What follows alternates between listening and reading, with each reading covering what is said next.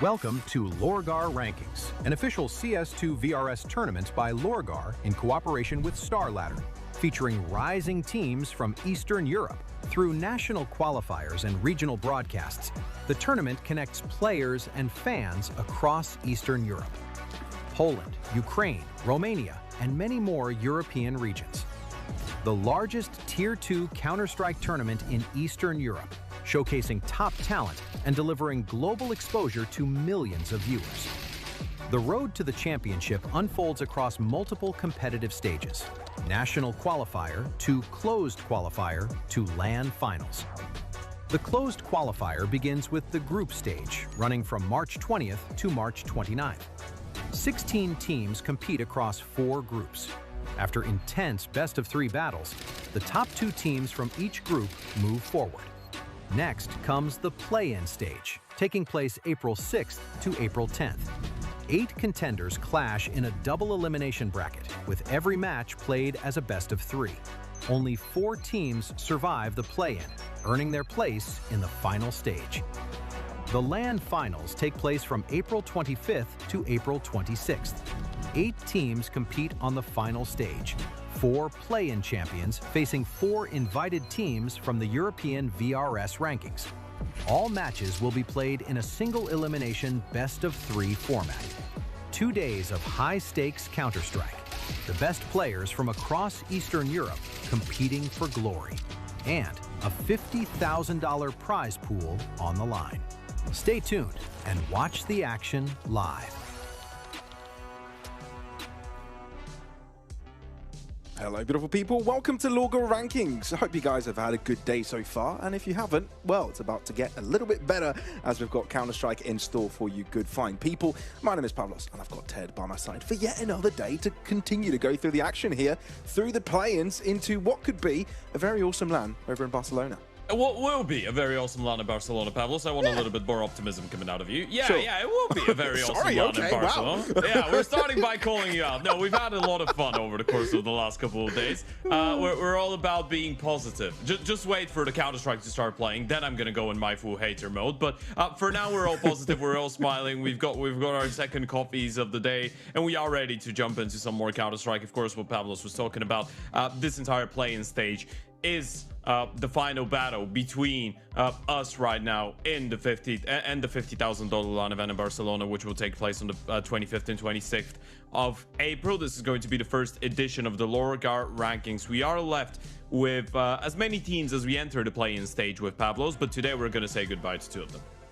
Indeed, indeed. As you can see on your screens, HYPERSPIRIT, Bondi, and Unity Astral have all made it through. A lot of upsets the past couple of days, wouldn't you say, Ted? And then on the other end, we've got KOLESIE, MixedKS, Inner Circle Academy, rottweilers, the 2 matches that I'll be looking into today. And as you did also allude to, up for elimination, lose the series, and they are out of the competition. And we'll be seeing them in this order: 5 p.m. CEST is the time that we are currently at least 3 minutes before. So we should be jumping into KOLESIE versus MixedKS soon, followed up by Inner Circle Academy and rottweilers later on today. But shall we get into the first game, Ted? Would you say? Shall we? Yeah, I think it's right about time. Both these teams have shown us some mixed results. Excuse the pun. And I am trying to figure out which one of them will be able to show up today. Now, obviously, for KOLESIE and Mix, the first round of the play-ins didn't quite go that well. KOLESIE was one of the most dominant teams in the group stage, taking both the Fighters and the rottweilers down in a 2-0 fashion, but dropping their series against HYPERSPIRIT without picking up a map here in the opening round of the play-ins. For the side of Mix on the other side, I think it will be a little bit even more disappointing because they were quite close to getting a 2-0 win over Bondi, right? They won the Mirage 13-11 or 13-7, and then they lost overpass 11-13 when they had an 11-7 lead, right? And then they got completely blown out the water on Engine. But yeah, both these teams do have a lot to prove. They do indeed, but not much of a margin for them to do that as we jump into the veto, see where these teams go. Nuke straight away out from MixedKS, wanting to do nothing with that. Obviously, KOLESIE's one of their strongest maps and most played, so also being a bit of a counter there. In the same time, you know, it's good for them that they don't even play on the other hand, so it's quite convenient. Generally, Dust 2 is the first place. We will be going for MixedKS, and Ancient also picked up by KOLESIE. I think it makes a lot of sense. KOLESIE have shown that they're a little bit prone to making mistakes when it comes down to their dust, and this has always been a very good map for the Balkans. Then the Ancient pick, I think you could see coming out of the polls if Nuke is not really a possibility. And if you're looking at a third map, it's probably going to be something around the realms of a Mirage, right? Both these teams are pretty comfortable with it. Both these teams are a little bit puggier, a little bit more reliant on the individuals showing up and having a good performance. Even though with KOLESIE, we've seen that Mirage being very hot and very cold, right? They took down the rottweilers on it in the group stage, but then in the first round of the play-ins they got only 4 rounds against the or against HYPERSPIRIT, sorry. So it's been a bit of a 50-50 showing out of them when it comes down to Mirage. Well, let's put a little bit of a focus on the first map that we'll be seeing, Dust 2. As you can see, a lot of matches played for KOLESIE, but most of them not going too well. And a lot of those matches have been played out here in the LORGAR rankings as well. Nuclear Tiger S 13-5, and HYPERSPIRIT more recently 13-10 loss, only getting wins against Leo and Ascend. Cool result against Ascend. Leo, I guess it's kind of coin flippy there and expected, but generally haven't had the best of times. So good target for MixKS. They do enjoy a Dust 2 themselves, currently in a 4-match winning streak, and only losing to, you know, on the verge teams like 3D Max and NIP. Yeah, I think it's a little bit concerning for the side of the polls that yesterday we did see such a fantastic performance out of Friend, but they still lost the map, right?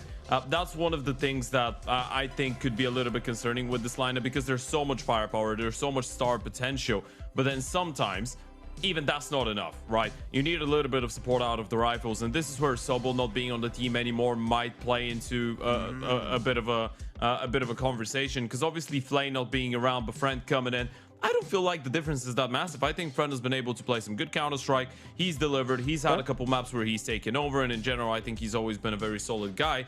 Exist, I feel like, is decent, but he is far from the level of experience that Sobel was bringing to the table, and probably far from the level of communication that Sobel was bringing to the team as well, right? So it is only natural that now you need someone to fill in those shoes of Sobel, where he was one of the hardest hitting riflers on this team.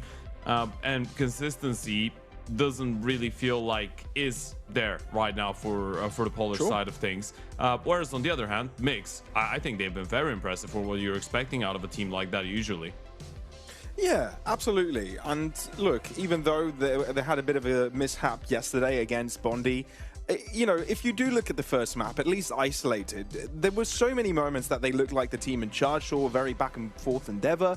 And then even on the second one, right, they were the ones in the lead that, you know, for the longest of time, until their opponents started to completely storm off with a lot of picks. It felt like they got into their own heads, to be honest, Ted. You know, unable to close out a match, and after that, it got more evident that they were distracted by their own minds, right? In the third one, couldn't even, you know, feel any sort of relevance in the match on Ancient. Yeah, Mix is that type of a team that is always inevitably going to be a little bit more momentum based, right? And I think this is as much as it's a blessing, it's a bit of a curse, right? Because when people are hitting their shots and things are going well, they've been very exciting to watch, right? Lewis has had some moments where he makes us feel like he's got the aim to be playing on a higher level.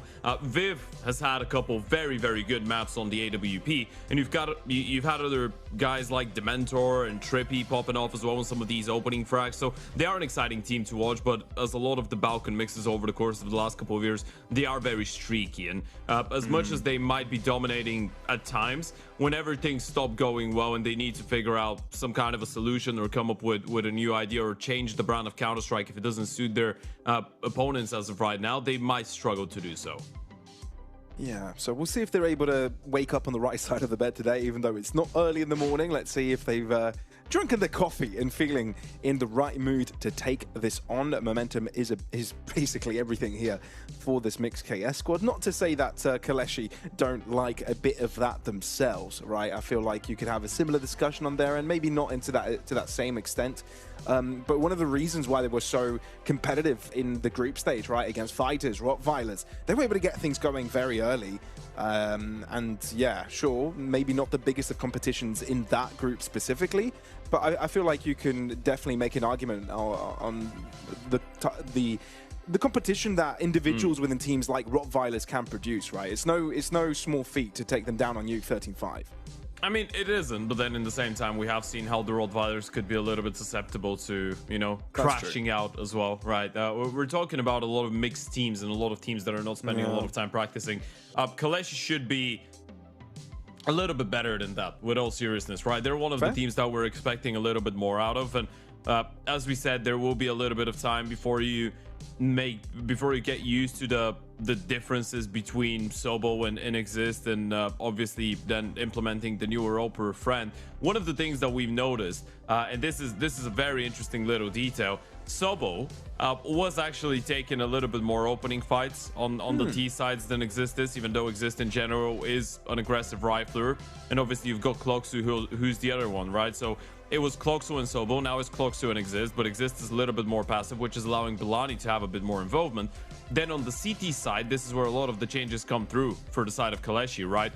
Because Exist himself is responsible for around, let's say, 29.4% of the opening fights, which is, then you put it next to the 30% of Kloxu, the two of them are just filling up 60%, right? Whereas with Sobo, it was around 16.6%. And a lot of the roles that, for example, Innocent was playing, which were a little bit more active, a bit more centric, let's say. Now, I want to say Exist is playing a lot of these more star roles, where Sobo didn't really need a lot of these in the last couple of months when he was on the team. So there's some changes when it comes down to positions as well on this team, and it's completely normal for them to, you know, need a little bit of time to get used to it. For the side of Mix, there's been no such changes. They can just play the Counter-Strike they play.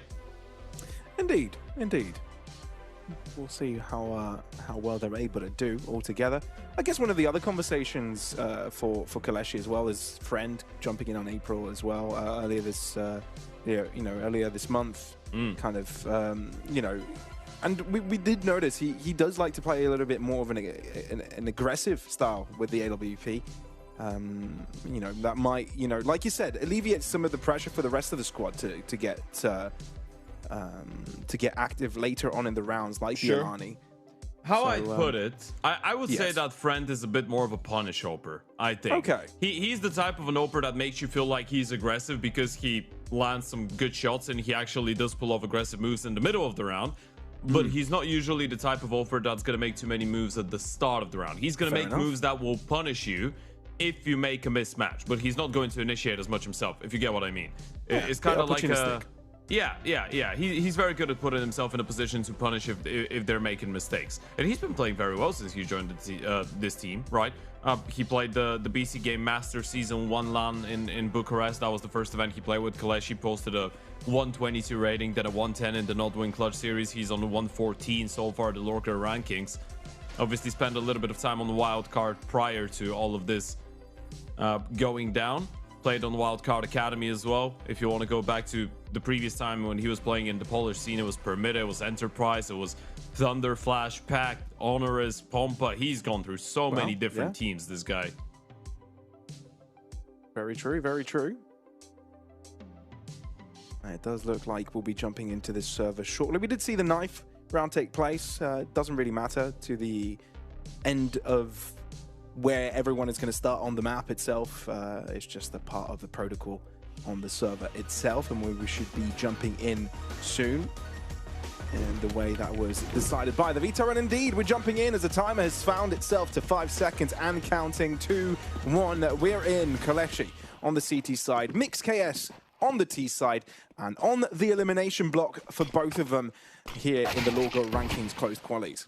Yeah, bringing the deadly Counter-Strike, baby. Viv has always been an interesting player to watch in these types of games, and Friend will shut him down this time around. Friend, he was the guy that had a phenomenal Dust 2 performance just a couple of days ago. We're looking at maybe something like that happening. Of course, that was the game against HYPERSPIRIT. Regardless of losing the map 10-13, Friend posted a 27-14, 147 rating. But it will end up being a B-pop. For mid at least, the Alani. He's been spotted. He's a bit of danger, but we'll try and find more players before he drops. Indeed, he will account for 2. So it evens up the score, at least in the players alive aspect of a round. Gamesville's got 12 bullets into that USP. He was just spamming. Innocent seems to realize that's a big kill. Huge. Swift as well. Not much HP lost in the process. Gamezilla getting a bomb plant. And he'll try and isolate the two. He's just saw a couple of pixels through tunnels. But, you know, Innocent's there. Now, what about Friend? Does he realize it? He won't have anything to reload either if he does find the cover, but that doesn't come to shove. Friend will connect on the shots. Very nicely balanced from the KOLESIE squad. Trying to poke and prod from two different directions. Yeah, quite cohesive up there from KOLESIE. They did realize that this player in towards the B bomb side, that was Belani, spotted only Gamezilla after he killed the first guy, and then the bomb doesn't go down for another, what, 10 seconds? So you're like, well, he's apparently waiting for something. You're in there, clock starts ticking. Innocent realizes with the spam coming in from Gamezilla that could have just been the bait in towards B, so he turns around, gets that kill onto the lower player, makes it a lot easier to isolate the 2v1 against Gamezilla afterwards.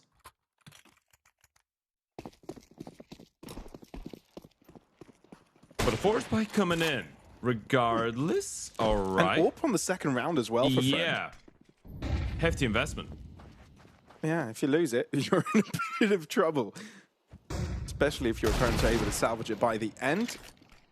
Pot shots with a deagle. Innocent needs to be careful. He does have the assistance of Friend. And that's the right guy for the job, but goes down instantly. So Innocent has a big task on his hand. Otherwise, you hand over an AWP over on long, the longest distance on the map itself. Innocent doesn't care. What's going on?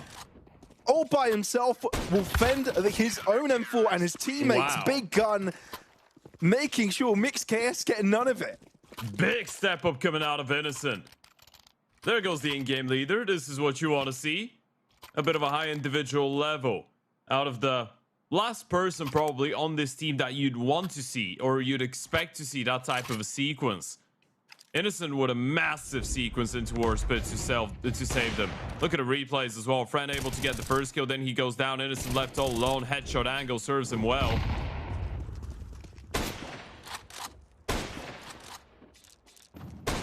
It was definitely his fault.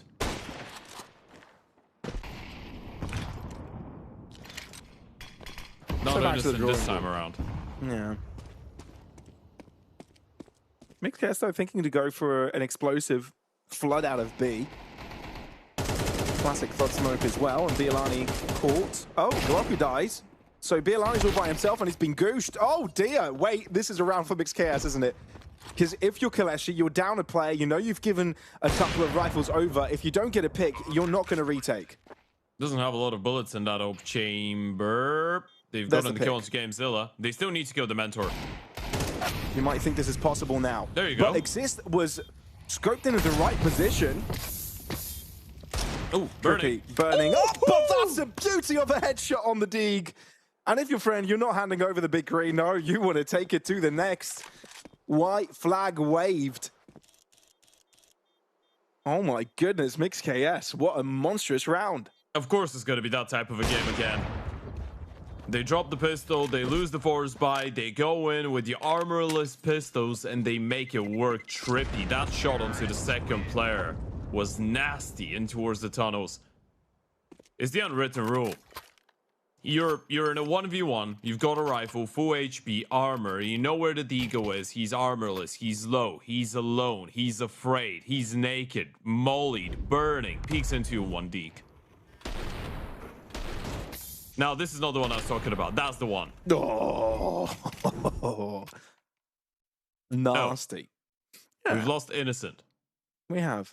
I love the little nod from the observing team. I love this. Like, yeah, he's gone. Well, oh no, shaking the head a bit. What How's can we that do? happen then? Look at him. He's just laying on the floor. Innocent, stand up. Your team needs you. We get all the angles, man. All the angles. All the angles. Where did he put the camera here? Is it like on the ceiling attached to a light lamp or something? It is very sick, though. It's a very sick angle, isn't it? Yeah. And a lot of them have some very nice PCs. True, true. I don't know how... Okay, I'm going to get nitpicky here. Sure.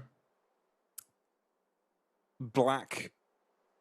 basically compartments of the PC inside with an open door, with an open window, and the PC case being white. I don't know. I'm not a big fan of that.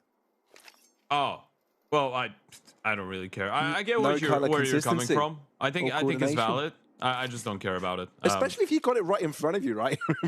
Sure. Or maybe it's hiding behind his monitor. Maybe that's how doesn't he care too likes much. it. No, that's fair. Like, everybody has their own taste. But like I said, being nitpicky, not for me, Chief.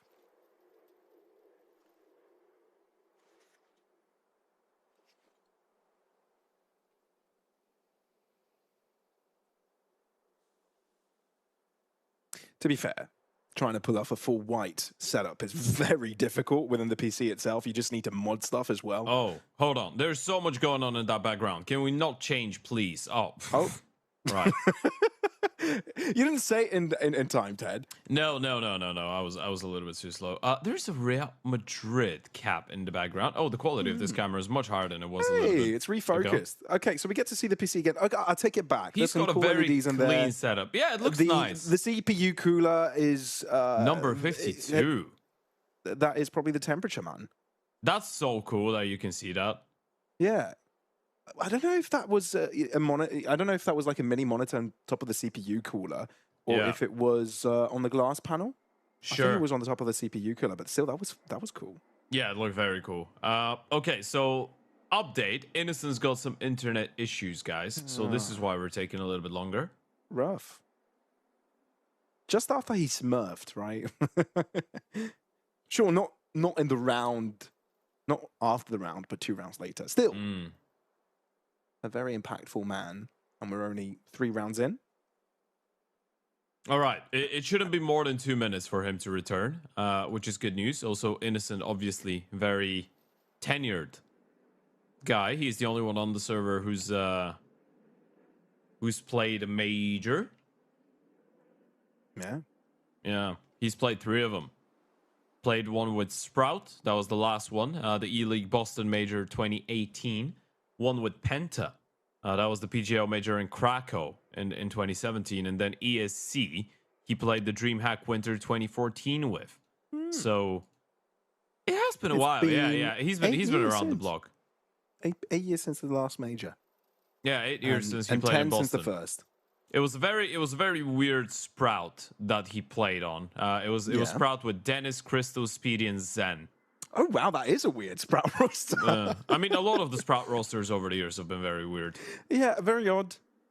Sometimes mixes, sometimes a one country team. The Penta team he played on, I think, was equally precarious. It was Sunny. Yeah. It was Sunny. Remember Sunny? Finished Sunny, obviously. Mouse and ends after that. Zen, Christo, and HS. They stuck around with Christo.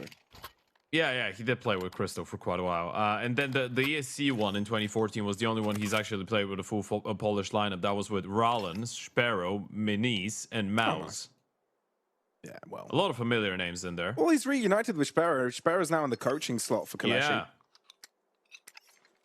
They're still together.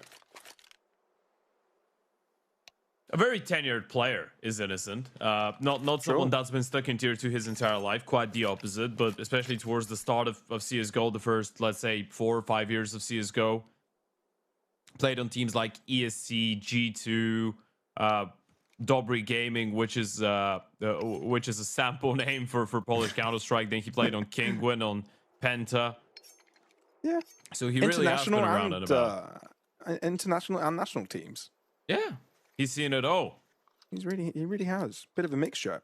I think for Sparrow, it's more Polish than international, right? Yeah. I don't think Sparrow. If you compare the 2 careers, I don't think Sparrow explored outside of Poland as much. He's been a coach now for 2 years, but before that, Since when he was active, he was with Innocent on a lot of the teams, right? So he was with him on Dobry and Gaming. He was with him on ESC, on G2, on Kingwin, but these were majority Polish lineups. And then he went over to AGO Wisla Krakow 9, so he kind of stuck to the Polish scene. Yeah, Innocent was the one that felt like exploring a little bit more. Which is fair enough. Getting a little more experience out there. Vid with first blood, though. Putting the AWP to the test already. Ooh. Dementor also following up with a pick of his own on the catwalk side has completely been opened, right? Mixed KS. Not second, not thinking twice about their push into this A site. They'll quickly take it, and it's back to the safe simulator for KOLESIE. Yeah, that was a bit weird out of exist. You'd expect him to be aware of the timing of them being up short as well, right? He just pulls out a nade running forward. It was wishful thinking that he'd be able to stop them. He'd missed the timing by then already. It's a good response coming out of Mix. Second round on the board, going for the hunt as well. Bilani doesn't seem to realize his back was spotted from middle. Yeah, now he knows. All three of them are on B, so Mix are about to basically execute onto the bomb site to try and get the kills. Ooh.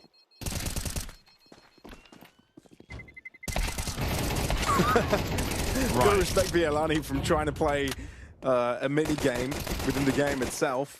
Oh. Innocent does go down towards the end from the Glock, so this is a very, very good round. Right? Boom. Very expressive, aren't they? Yeah. Very much so. Animated.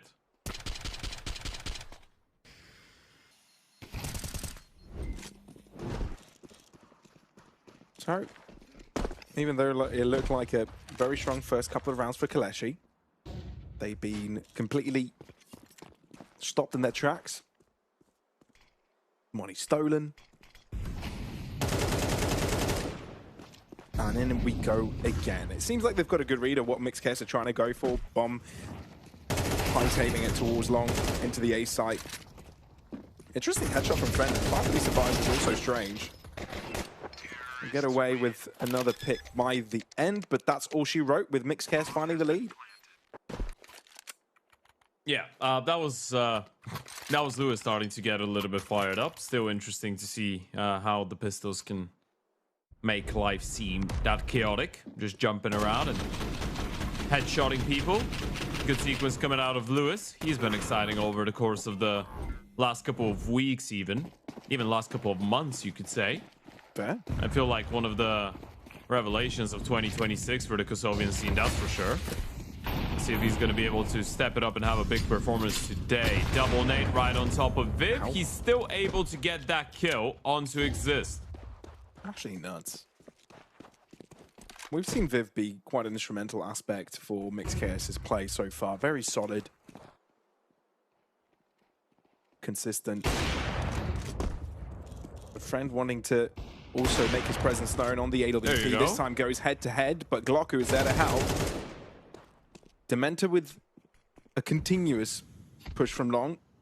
But he's not together with his teammate. It's a double-sided attack. He's kind of left Trippy alone.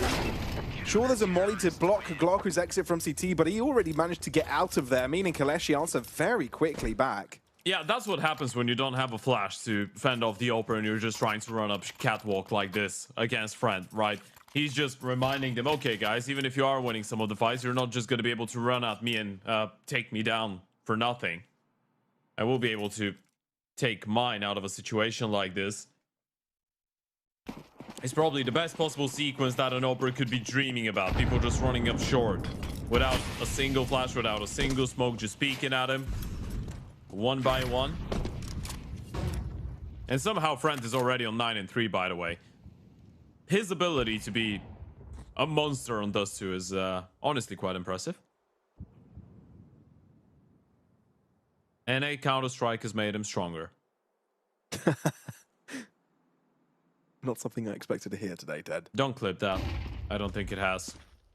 I don't think so either. If anything, imagine how good he could have been if he didn't go there. Now, that is a can of worms maybe worth opening.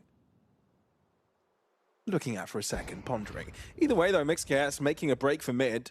Another rope, by the way. Not quite That's the on break Bilani. they would have liked. Glocku also being sneaky just behind the boxes. But Lewis is able to find his head quickly. Bielani not given any time to react. MixCares amp up the pace massively so. There's no catching up to this speed. He does go down, but this is such a tough round to win. I mean, look at the mentor already. He's coming in from lower. Lewis has revealed himself, innocent, considering pushing. There's a bit of unconfirmed damage about, and, you know, it's less players available to you. You can't really afford to go for this, and you know it. Dementor playing denial duties. Has already gotten rid of one. Wouldn't be surprised if he tries to go in for more, but he found himself an upgrade, so he might want to stick around with it. Still, though, Mixed Chaos able to disrupt like this. It's daunting to play up against it. No, it really is, right? They're playing with so much confidence, and Lewis gets another very impactful double kill. You just recognize that there's a bit of space being left in towards middle. You take all of that, you close in the distance. Lewis with a monstrosity of a double kill, just running him down. The moment he realized there was just an Oprah left in towards the B-bomb site, you could just see the predatory look in his eyes. It was like, yeah, I'm running you down. You're not getting anything more done.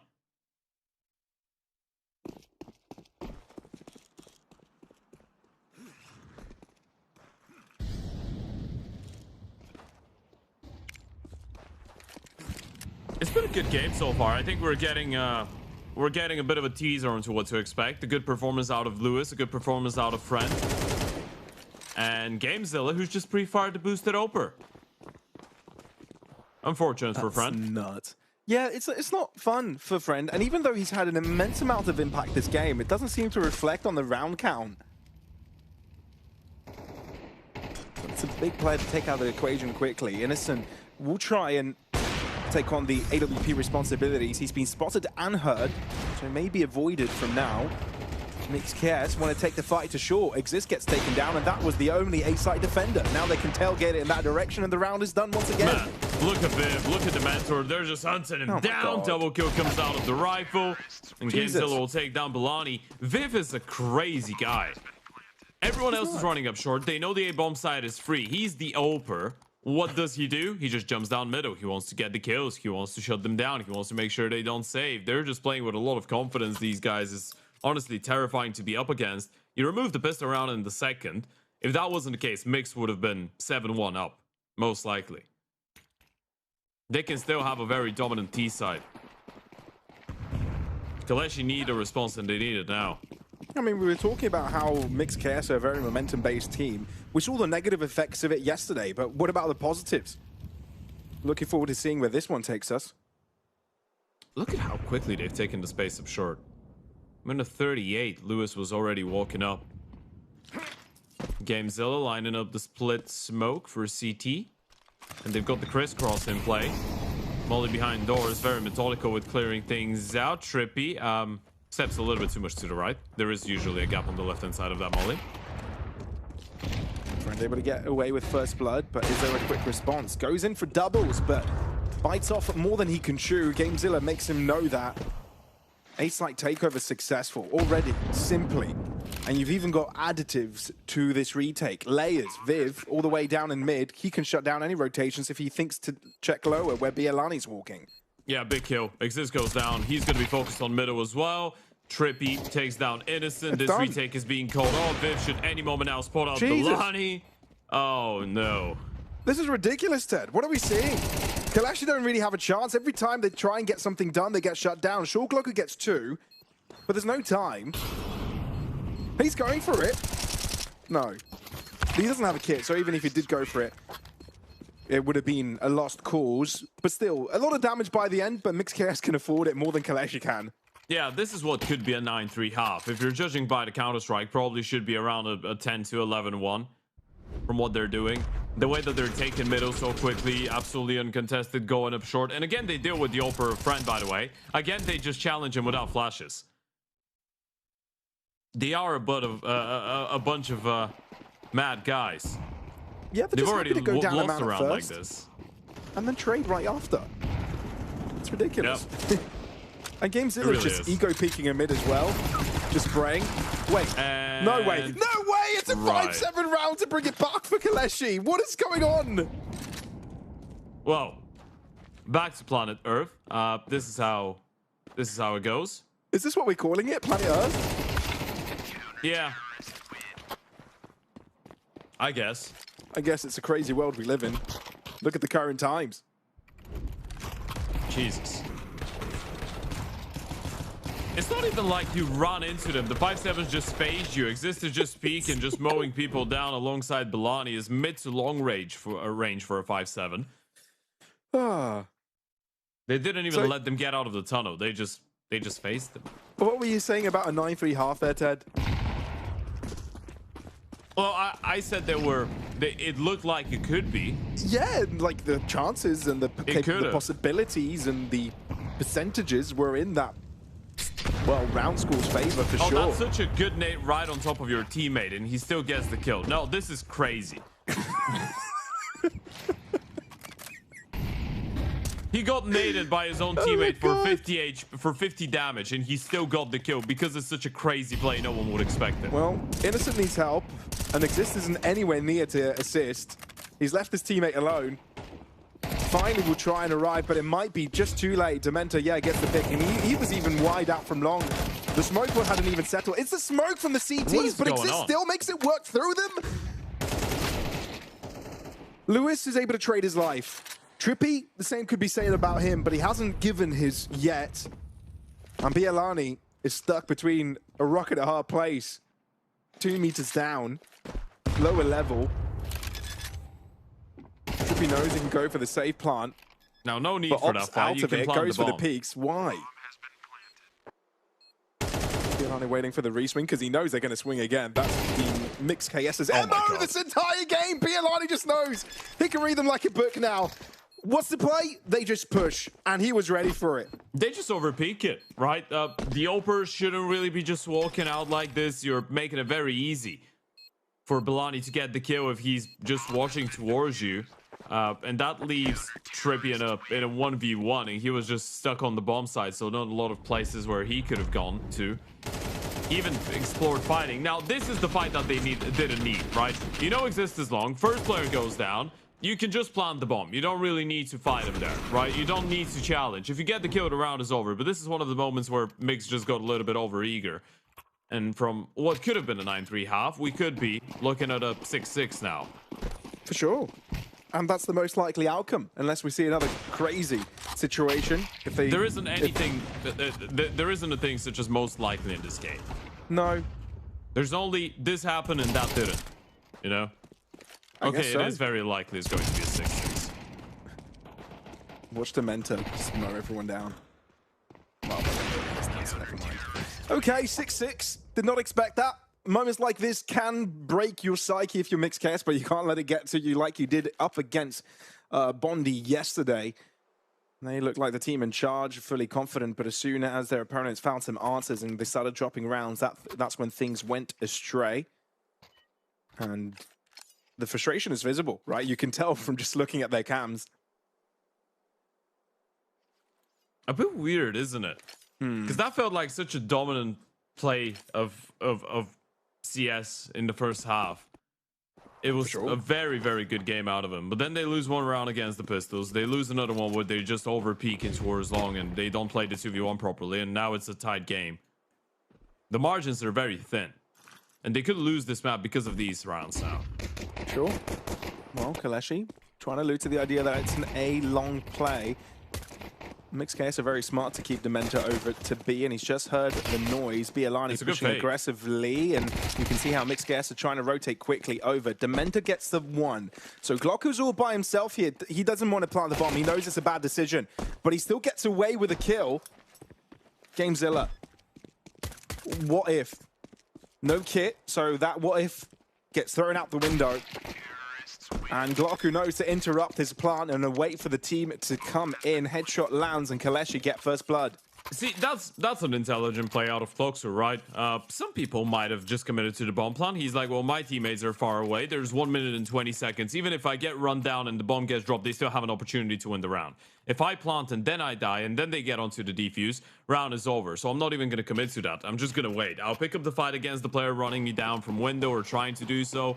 If I get the kill, that's great. We win the round. If I don't, they still have an opportunity. He gets it. 7-6 now to score in favor of KOLESIE. Mix 1 round behind, deciding to go for the force. By the late flash towards long is not bad, but Trippy just needed too long to get that kill. Lewis will help him out, but it's still a 1-for-1, and that gun not really in a recoverable position for the CT side.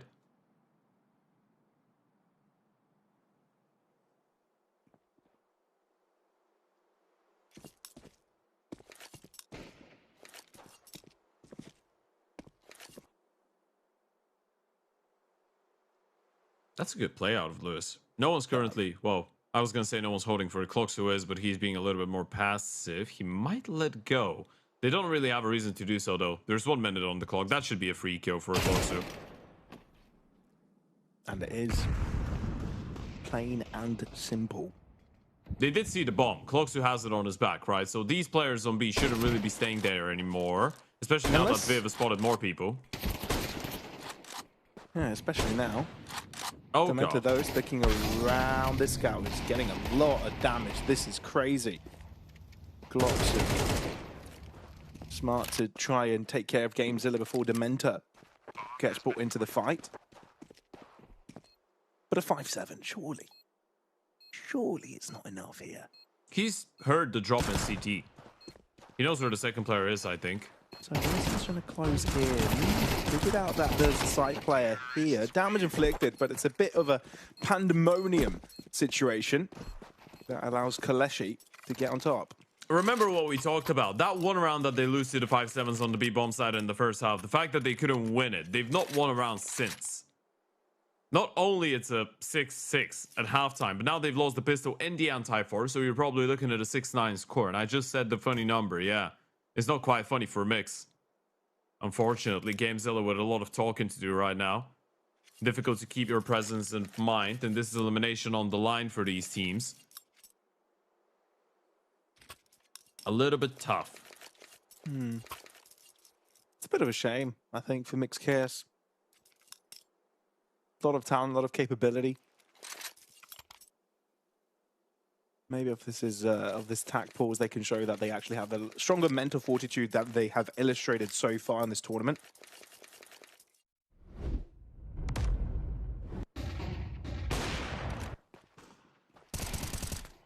And we're seeing a few highlights from the start of the game, and it shows it just how Mixed Chaos were able to bring it back after being down 2 rounds from KOLESIE. Solid openers, and as soon as they get them, they make their decisions on where they want to hit, but all it took was 1 round to disrupt it. Very decisive fights. Nice nade.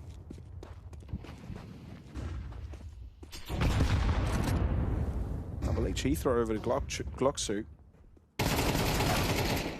Ooh. Gotta run. Gotta get out of here. Thankfully, he's got Balani to back him up. Nice bait and switch. But it's also crazy how Cloxu was able to stay alive. I've called that guy so many different ways. But yeah, getting a couple of nades thrown at you, taking you down to half HP, then being confronted by a 5-7 player where he also was able to connect a couple of shots. So yeah, no, big stuff for Cloxu to stay around. But here comes the buy round from Mixed KS, and I feel like this could make a massive difference to how not only this game goes, but the series too. I mean, this could be a 2-0 because of these rounds and because of that lead that now KOLESIE has been able to find. First buy round of the second half, but honestly, now you've got one opportunity, one chance. Out long they go, no one to contest. A lot of presence in towards middle. This is Viv being aggressive with the AWP, but look at who's holding on the other side. Fran should have this one in the bag. Yeah, he's got his opponent's number. Alt player v alt player.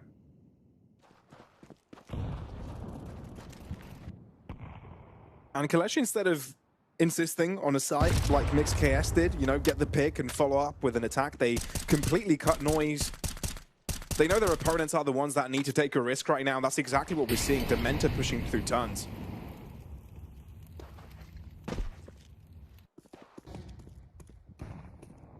But they still have nothing, right? A couple of flashes also expended to get insight into mid, but still no clue. Yeah, they don't really know how many players are just waiting behind that smoke in towards long. Now they know. Dementor's not seeing absolutely anything. Well, they still don't have all the information, and Innocent is throwing utility, so they're going to stay occupied. Dementor is alone here. They could tell that smoke was thrown from far away, so they're just going to walk in, not even flashing themselves forwards. That's a save. You just call this one off. You don't even give it a go. You just say we were outplayed, we couldn't participate in the round, Oh, the Mac 10 is Let's hold on perfectly to the positioned. guns. Yeah. Oh, they're walking right into him. Okay. Okay. At least that. At least that. It would have been an Alt F4 moment if that Mac 10 found 2 or 3 kills. I mean, this is still a bit of a... It's still a very good round for KOLESIE when you think about it. The T side will be very, very happy about holding on to 4 rifles, just getting an opening kill courtesy of Friend, and then winning the round on the back of a good call from Innocent. What could have been a very one-sided dust-2 win for Mix is now looking like a potentially very comfortable steal for KOLESIE.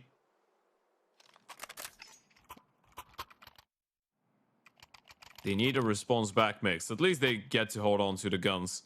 At least you get to hold on to whatever hope you had.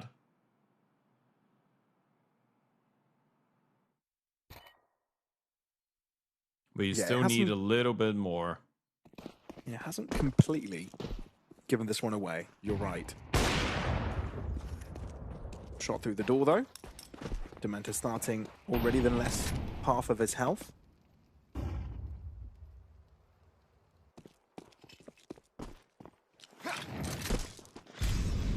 Only just collected, and it is leaning towards that left-hand side. With a minute 30, though, anything could still happen.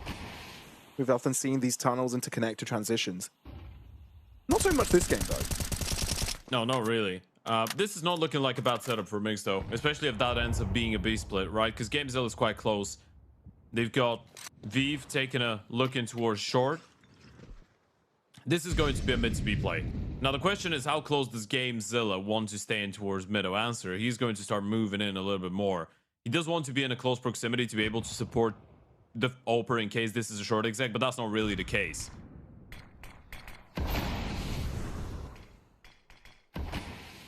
Good resmoke. On 50 seconds, this is massive. Do they want to go through? Do they want to wait it out? That's a big decision. It's pretty deep as well. Dementa can choose to play in the tunnels itself once the chaos gets rough. They don't have another smoke for CT spawn. The moment this one fades, these guys can't play. They need to go now. Bialani assisted with a flash. Dementa paying attention towards doors, and maybe that's when his teammates may choose to push. Dementa and GameZilla both get individual fights going their way. 25 seconds, so it's of absolute necessity that you duel with Trippy absolutely quickly. Innocent finds one. Friend goes down. It's all down to him, but with 15 seconds left, there is no saving this round. Mixed KS will be able to break their silence after what felt like it was an eternity. Yeah, he needs to make sure he doesn't go down after time. Might be able to hold on to the gun, but this one late re-smoke in towards the tunnels makes that big of a difference for these guys. It makes it so uncomfortable to go out in towards the B-bomb side. Mid-play comes in, but Innocent wants to stay behind. It felt like it was a bit of a last-second decision. They tried to kill the initial timing and go on the last one before the fade of the smoke. But then it still fades away. Player that was running in towards the doors goes down from behind, and then it's so much easier to just focus on the guys trying to run out of the tunnels through the smoke. Didn't take that one piece of U2 into account. Ends up playing a big role into the round.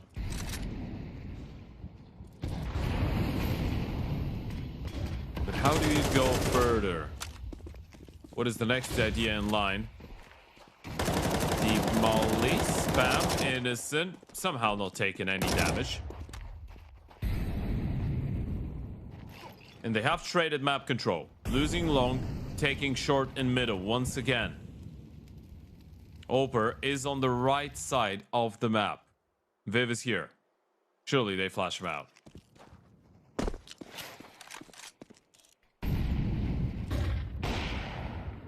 Bit of damage inflicted, but it's the flush that actually allows Viv the first kill. Innocent, that is so damn snappy.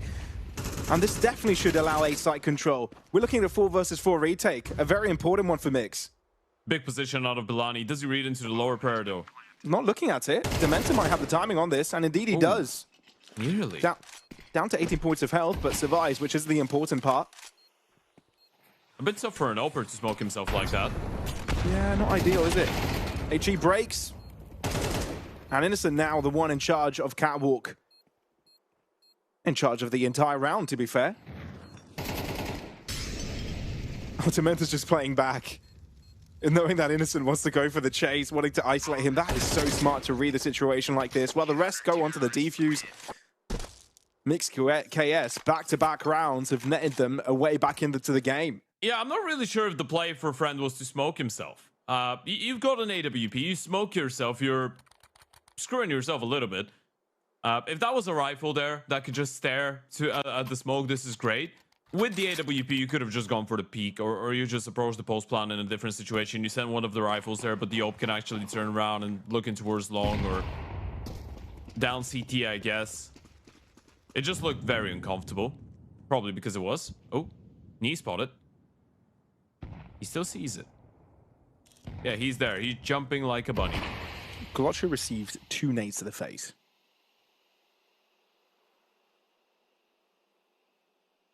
Down to 19. That's a heh. A double HE.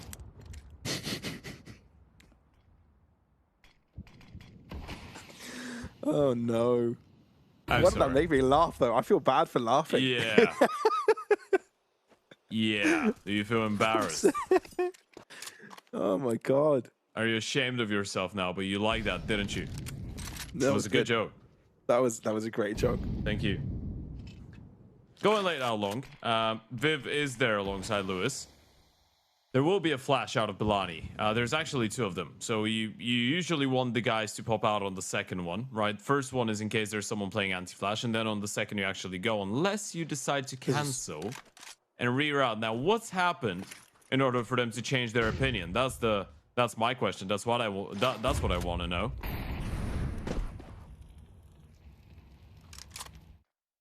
I guess we'll never know. How can Glotchu keep his opponents occupied to long? Well, he doesn't need to, right? It's all about the timing. He needs to play as late as possible in order to get a free kill from the guys. Viv forced off. So now can only pay attention to long while giving the site over to KOLESIE. Oh, Lewis knows that Glotchu is around. So Glotchu just needs to stay tucked in. But he knows his opponents will think that. Oh, so God. goes in for the chase anyway. The mind games. It's ridiculous. Lewis now really stuck.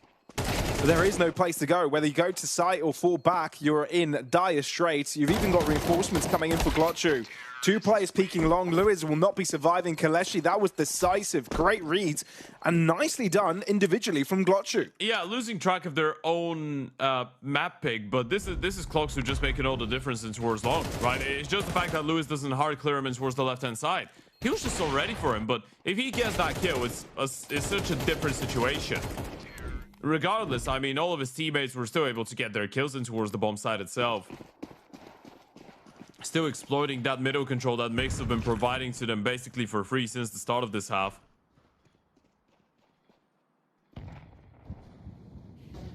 And now you're going into the last resort purchase. You've got the rifles, you've got the big green into the hands of Viv, but you lose this round, you're out in no man's land. Both financially and round-wise. It's another big nade to start off the round, though. This time onto Innocent. It's just a singular HE. Have amounted to quite a bit, and it feels like it's because KOLESIE want to play, you know, quite quickly, take space early.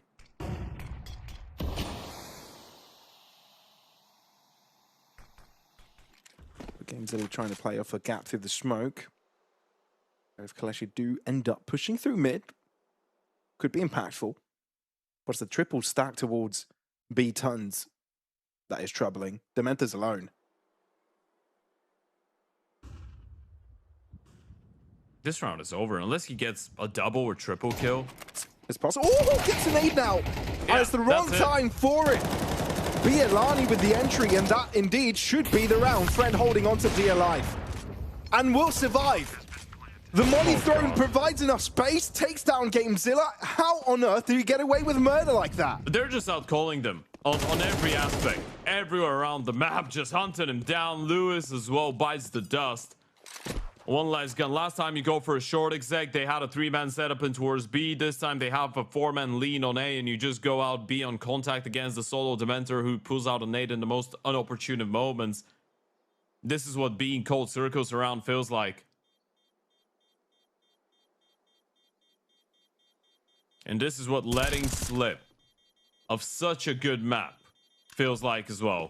this started so well. For those of you that are just joining, you probably think we're crazy to say that Mix were once in a position where they could have not only won this Dust 2, but won it very convincingly. This is what it looked like for the first 7, 8, 9 rounds of the first half, up until they lost that anti-eco. From that point on, everything crumbled.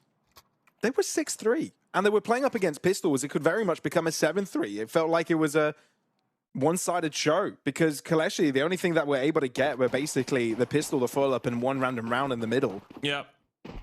It was a very one-sided game when it came down to the buy rounds. Now it's basically the same. Very one-sided, but in favor of the Poles.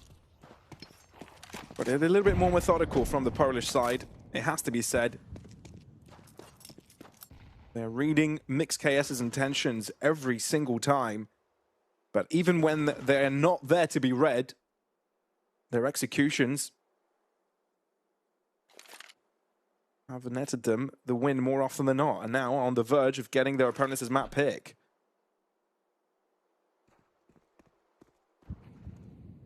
Mid-smoke comes in. Deciding to stick around with the boost for a very long time is Viv. One flash, and they're in a very tough spot. Gotta be careful. Flash is coming. It's towards middle, actually. P comes in. Viv able to get the kill as the bomb dropped. You know there's two in Catwalk. They're trying to flush one of them away. One money expended in doing that, and one in return. But look how quickly they react. Over to B. Maybe for a mid to B cross. Bielani might come in for a late push. Trippy, he's very close to this, looking away for a clash. Takes one down, but how many more can he get? The answer is none. GameZilla backside. Also, it gets attributed a 1 deke. And Friend left in no man's land. Bomb left close to B window. Knows he's surrounded. And I think he's already made the choice. This round will not go his way. At least we'll try and go down with a bit of a fight. Yeah, he could take down the Ope Viv. If he does that, even if he doesn't win the round, this is still a very expensive round. Does Viv realize what Friend could be onto? He's walking back. Yeah, I think he does. He's put himself in a position where he's hidden from Catwalk and having his scope positioned for long. Friend with a triple, though, dude. I mean, and I feel like Friend has been one of those constants for KOLESIE this entire tournament. Very rock solid. Very rock solid. Especially in the play-ins, considering we did have we did have some, I guess, easier games in the group stage, but so far in the play-ins, I mean, playing against HYPERSPIRIT and now against Mix, I guess it's a bigger challenge for the team in general. That's what it feels like. It's not as easy. Friend, head spotted, opening kill, acquired. God. Speak of the devil. Yeah.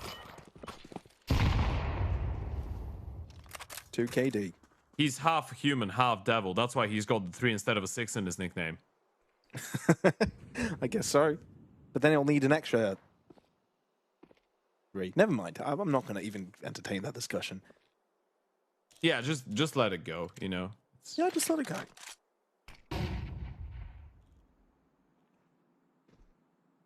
What's the plan here for KOLESIE? You do have a man advantage, so just hold. Pause, wait. Aggro plays are going to come through.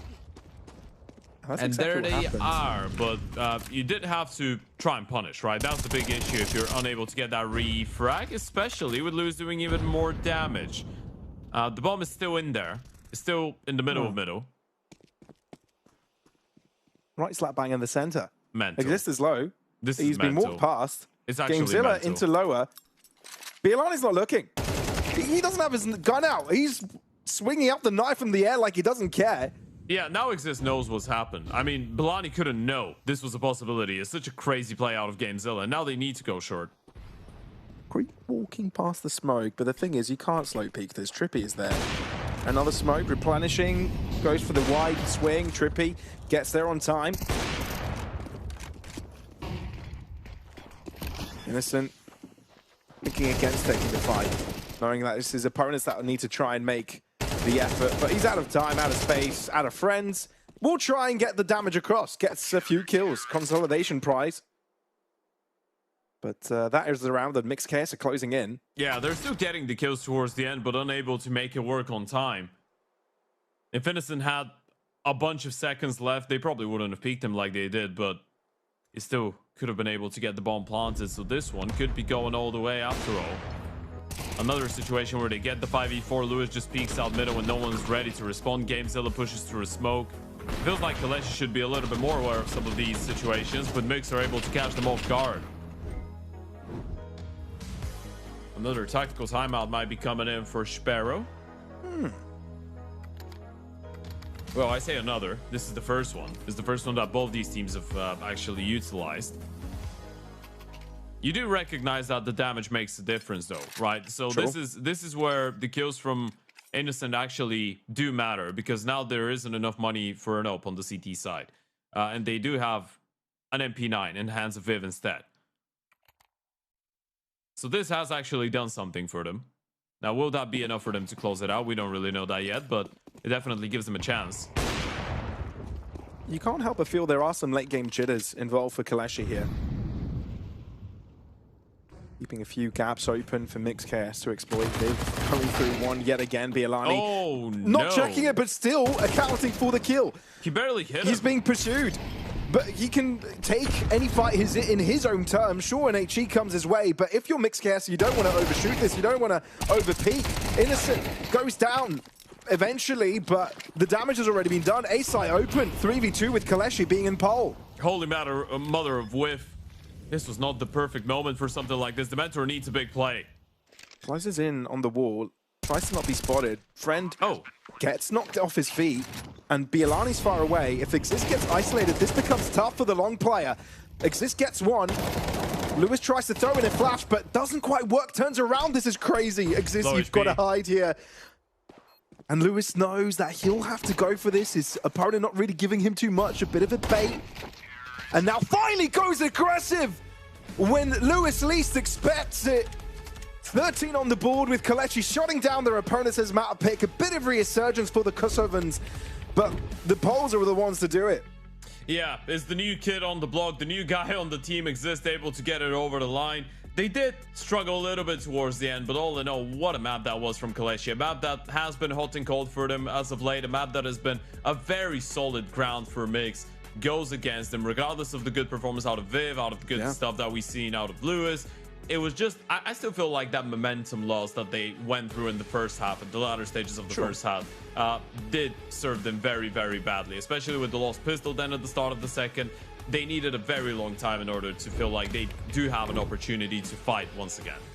It's a little bit more of the same from yesterday's match as well. I feel like for Mix KS, kind of repeating the same trend, but you've got to give some kudos as well to KOLESIE. The fact that they're able to bring it back in the favor that they did. It didn't feel like they could keep up with the pace that Mix KS were bringing them, but they figured out a way in. Sure, sometimes it's a pistol round. Sure, sometimes you do it with a 5.7s, but after that, they maintained control, composure, read their opponents, realized that they love taking pigs, try to counter that in many occasions, whether that is in micro plays individually or as a concept overall, right? When you get the advantage, you freeze, and it's just basic Counter-Strike like that.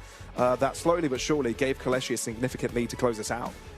Yeah, absolutely, and that's put them in a very good position. Friend with another massive performance. Lewis as well was able to hold his own, but it's been back-to-back dust twos now that we've seen Friend be the difference maker. And with Enshin, one of his generally favorite maps coming up right after this, I feel like Mix could be in a very difficult spot.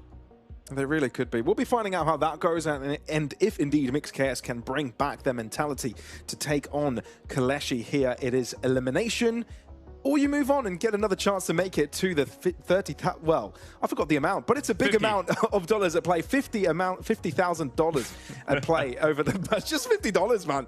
Anyway, let's throw it over to the break. Enough chit chat. We'll see you after it.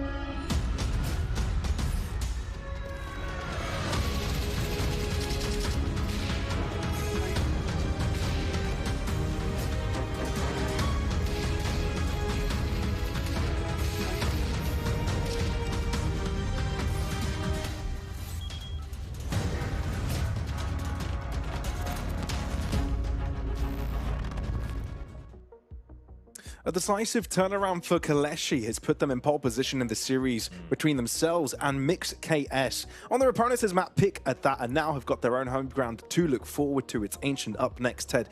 And look, for Mix KS, I feel like it needs to be a complete mental reset to get back into things. Yeah, no, this is what it feels like from the outside. I feel like map number 1, it was a very clear story of a must-win for the side of Mix, right? It's Dust 2 has been a good old classic for Balkan teams, especially for these types of players for a very long time. And for this team in particular, the start was very good, but then things did fall off towards the latter stages of the first half, and then the second half just went under the domination of KOLESIE fully, right? It lost anti-eco, then a couple clutch situations where Mix could have, you could argue, overpeaked a little bit. Then they start the second half with a drop pissed around, a bit of conversions, and KOLESIE just run away with the map on the back of another great performance coming out of France. So now you're going into Ancient. It should be roles reversed when it comes down to who's the favorite on paper, considering the map.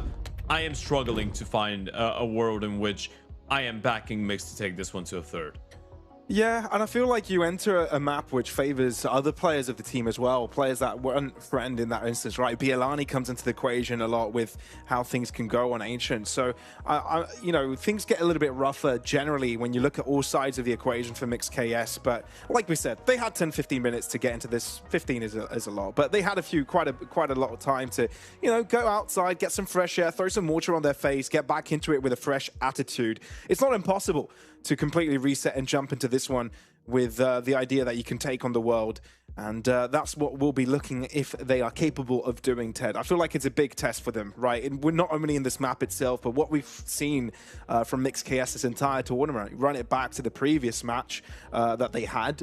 We were talking about this exact same situation. So, yeah, it's an ongoing thing, battling their own demons.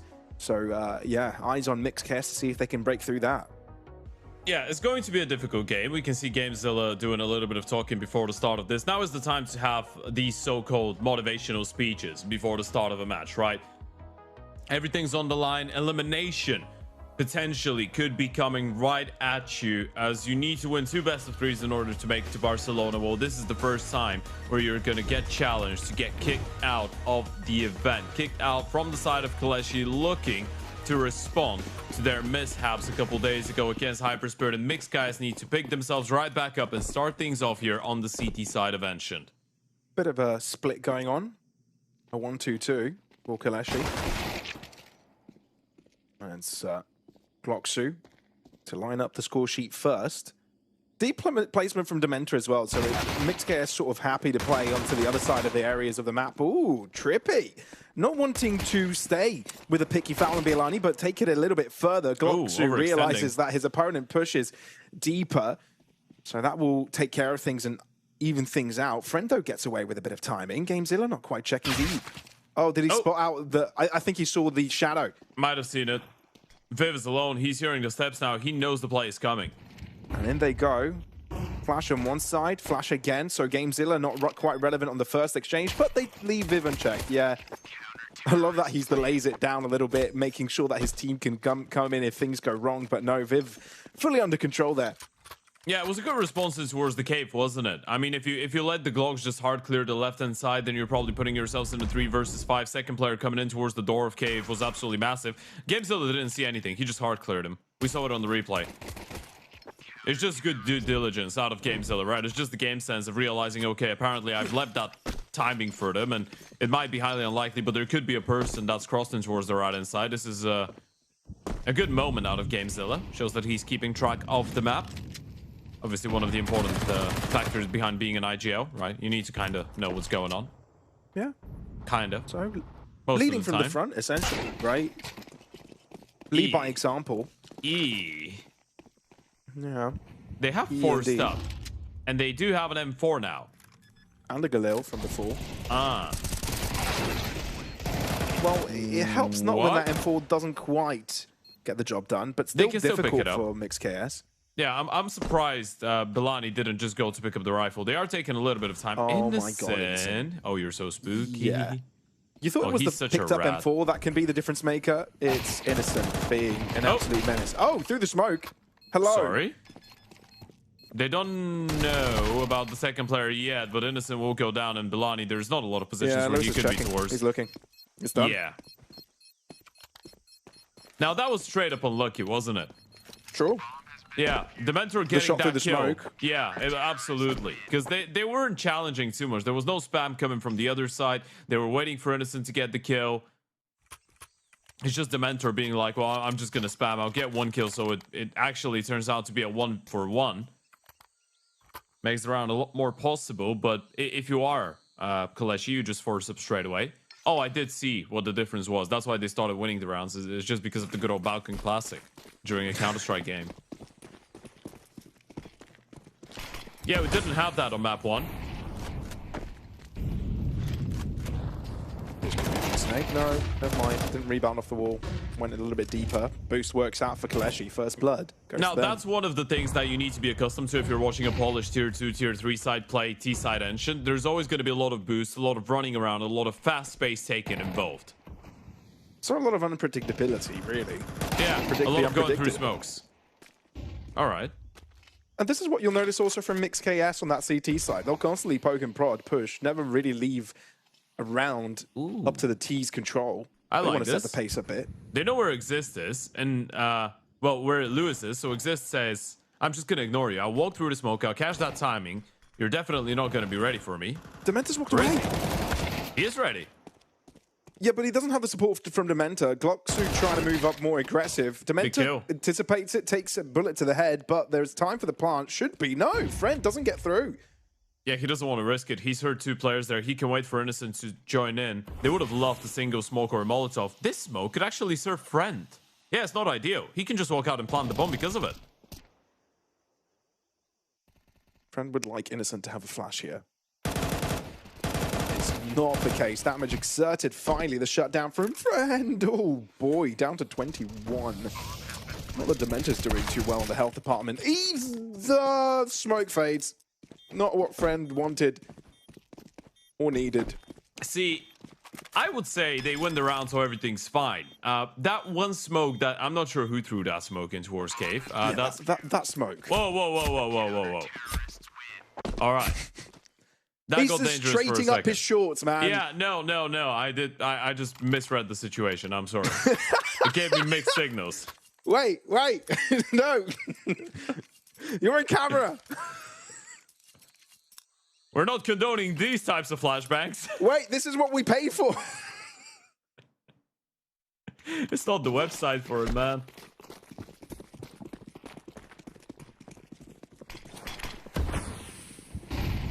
When we're talking about a KOLESIE comeback, that's not what we were talking about. Oh no, please stop it.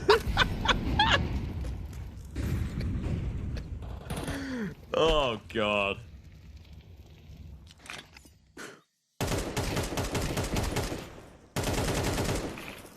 Ooh. A lot of tapping, a lot of bursting, a lot of bullets connecting, a lot of kills. Yeah, KOLESIE have been doing damage. They've been getting bomb plants. As I was saying in the previous round, that one smoke does allow them to get the bomb planted. It screws up their Molotov as well. So KOLESIE are going to be pretty happy with the fact that they at least have money. They will be unhappy, however, with the fact that they don't have a single piece of util left. Gamezilla. Oh my god. I was going to say he's given him a free kill, but he's actually taken 2 away first. I mean, he was faced up against the lower player at first, so it makes the job easy for him. Then the second one wasn't quite expecting to find contact so quick, so KOLESIE created their own problems there. That's a bit weird, because if Gamezilla is pushing like that, you're thinking he's got a lot of hefty backup, right? So that's why you're trying to find a response towards B, but there's still 2 players here. Yeah, it's treacherous. There's just so many angles. You don't have a single piece of util. You need to just walk in and hope to get Lewis instantly. And every position feels like a trap. Indeed, Lewis is the only trap you need. Triple kill by the end. A bit of a confidence booster for him as well in the series. He's needed it.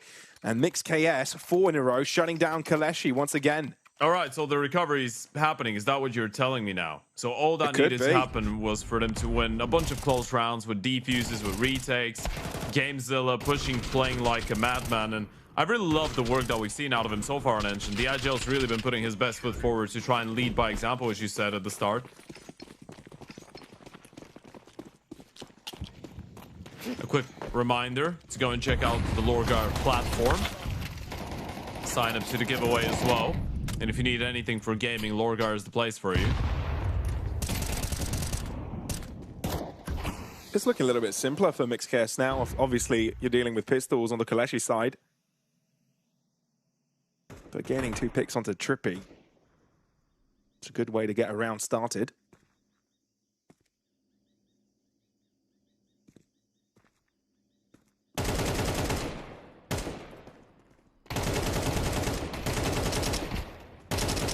So, I think now another question arises, Ted. For how long can Mixed Chaos hold on to this tempo? Like we said, they love to streak rounds. Sure. What number are we looking at? Well, I'd say considering the 5-0 start, a bare minimum of 8 rounds, I think. That makes you happy. You don't want to start at 5-0 and again have a 6-6 type of a game. Sure. Because they did have a very good start and an early lead on Dust 2 as well, right? And then the moment that things started getting out of control, they really got out of control. KOLESIE have not been able to do any damage. I mean, we're looking at the scoreboard. Cloxo's on 5 kills, everybody else is on 1. So you've got 9 kills over your entire team in 5 rounds. So, unlike the T side onto Dust 2, you know, KOLESIE haven't been able to settle. Haven't been able to figure out how to take on attack. They've been limited very far back often, and we see the exact same thing again, right? Deep blockade with smokes. You see players taking up mid control. Ram play from Lewis as well this time around. Trippy moving out of Jag. So KOLESIE need to expend quite a bit to only make marginal ground gains. Not challenging this time around. Late mid retake potentially, but the B players are still getting re-smoked. So if you're going out middle, you need to be wary of heaven as well. There's no way for these B guys to support you. This is so odd. Minute on the clock and KOLESIE still haven't made a move forwards. I mean, they want to swing middle, right? It's quite evident. Friend is not standing in a position where he can flash it for them, though. Now he's going to try and do so. Viv. There you go. Throws in a couple of shots. Exist and Bialani connecting with all of them. Yeah, that is very clean from KOLESIE. Knew exactly where they needed to look. And both entries go the way that they would have liked, right? No resistance from any of them. Yeah, Mix missed the timing to just let go and fall back. The moment that you see that KOLESIE are not fighting for any of the map control in the first 1 minute, you just let go. The moment that the smokes start fading away, you just fall back and play it from the bomb sides. Let them expand you to re-clear all these positions. Do they clear the meta? They haven't. Oh, potential for a double kill. Okay. Oh, just the one. He gets a double, right? And the fact that the time is so low, there was a big chance where he could have won the round right there and then, right? And indeed, this is still within the realms of reason with Trippy. Having 2 kills to his name already. Friend down less than half. Bialani even less than that. Needs to pick up the defuse kit. He has. Found himself an AK on the ground. The bomb, so you've got information of Bialani's whereabouts. Friend uses that opportunity, though, to swing out from his corner as well. So there you have it, KOLESIE, after a nice exit from mid, are able to convert the round. Yeah, this is a 180 degrees turn coming out of KOLESIE in terms of the approach. A team that is quite often associated with taking fast map control, putting a lot of pressure early on around the map at different spots as well. Now just slows it down, waits for the CTs to get into positions and re-clears the map a little bit later on. Retakes middle, retakes the lane, works out perfectly. Do you want to switch it up now and go and fight early on? That is the question. How do you follow? Well, this time they do take space early doors, right? Want to make sure that they are part of the mid-prioritization conversation. Bit late on the smoke there for Exist, but he still gets it done. Gamezilla trying to work through a gap, but Glocksu is expecting it. Ooh. And that is sharp too. Yeah, they're just so ready. And Bialani didn't get spotted, by the way. He's heard the oh my god! Oh, friend! Oh no! Is this how it changes? Yeah, is this a throw the table onto the floor turn? Is this where you flip it and throw everything down off of it as well? It kind of feels like it, all right. Oh my god. This round is the equivalent. All of us here have watched Looney Tunes and some animation movies when we were growing up, right? This is the equivalent of a piano falling right on top of you from nowhere. Yeah. That's very painful. Very painful. Look at the headshots. All of them coming out of different players. No chance to fight back if you're mixed. And now you're starting to slowly run out of money. You're going to have enough finances for another reinvestment, but this could be KOLESIE right back at it. That's another what I was about big to say, swing. I mean, the fact that Mixed KS still have a backup of economy, I think you're still very much in, right? But the moment you lose that, that's when KOLESIE have really found impact in this round. Yeah. This half. Just because we are good people and because we love the people that are watching this stream, and you know we're all one big happy family. We did receive a question. They know your fate. No, we did receive a question. What giveaway we were talking about when we were talking about the LORGAR giveaway? So below the stream in the about section, you've got the Baltic data panel, and there's a link, LORGAR rankings giveaway. There's actually links for a bunch of them. Yeah, there's a lot of giveaway links. So you press one of these and we're giving away over 30 products, so you can win a lot of things, including a racing cockpit, a PC, a lot of stuff. Yeah, you can participate. Mixed KS having a bit of a resistance this time around. Dementa knows that his position is crucial, but Innocent knows of his whereabouts, so he's going to pre-fire this. Oh, it wasn't without its shakiness, but gets the job done. Gamezilla really far away, and at that distance, you would expect to be an easy target for an AK, but takes a while before he gets shut down. So Trippy on the 1v3 quest to keep Mixed KS in the fight. Knows where Innocent is, but other than that, unknown, especially with Glocksu moving away from Cave, out of Jag already. Could even reconvert onto Friend's position. Innocent over swings and into the hands of Friend. So KOLESIE back to back rounds, and finally Mixed KS's economy in the dirt. So it is a very similar story to what we did see on Dust 2. A very nice start, a lot of rounds looking dominant. And then suddenly one thing changes it all. This is how big of a swing game this has been. In this case, it wasn't an anti-eco at least that changed it. It was the one round where they just retake middle a little bit later on, and Mix missed the opportunity to get out of there. And now you've basically made it a one-round game unless you can pick yourselves up around with the pistols. Yeah. He's good. Everything's fine. Not even close. Yeah. Not even spooky. Were you spooked? I wasn't spooked. I was very spooked. I mean, no, not at all, no. Pistol rounds don't scare me. Knife him. Double left click. Come on. Knife him. Left, right? Knife him. Knife him. No. Boring. Very boring. What does it mean? What does it matter that he's sideways? Yeah, he can turn around and kill you. And what? Imagine you knife him. This would be so cool. Just imagine. Just imagine the possibilities. Yeah.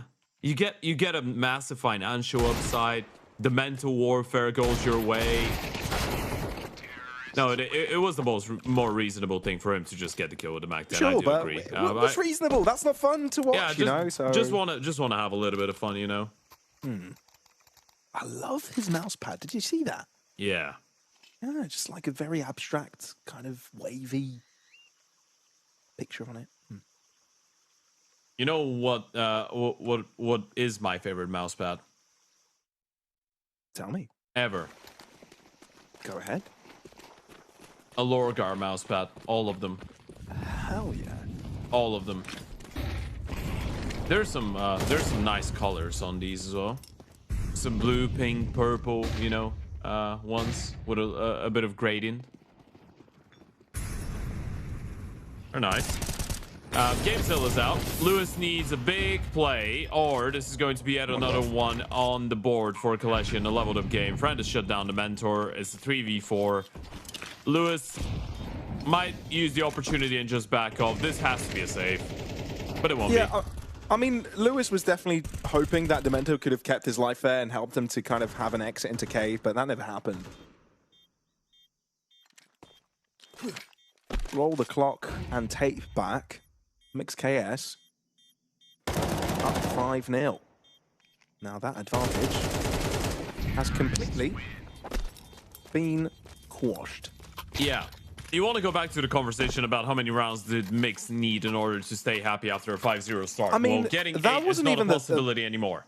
Yeah, that wasn't even the topic I was bringing up there, Ted. I was talking about the fact that mixed KS, you know, they're very streaky. How long is this streak going to be? Well, right. It wasn't very long after that, was it? I'm more saying this in connection to, is there a way for Mix to feel like they've done what they had to in this first half from here on out? Yeah, I don't feel like there is. Even if they pick up the last 2 rounds, you've already allowed KOLESIE to get back into the swing of things too much. They've definitely figured out how to go about the city side. Started to feel out the tendencies. And I've got plenty of plans in store. Now, you've given over Innocent, Sacrificial Lamb. In the meantime, a lot of free space taken. Viv with the Deagle, hoping he can land a shot here, but unable to do that. A couple of players over in Donut will also try their desperate luck, but to no avail.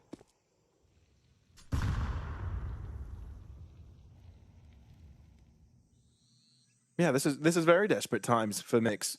You know, you're going into the next one. Your teammates should have something to buy up with. Dementor has an AK from the floor.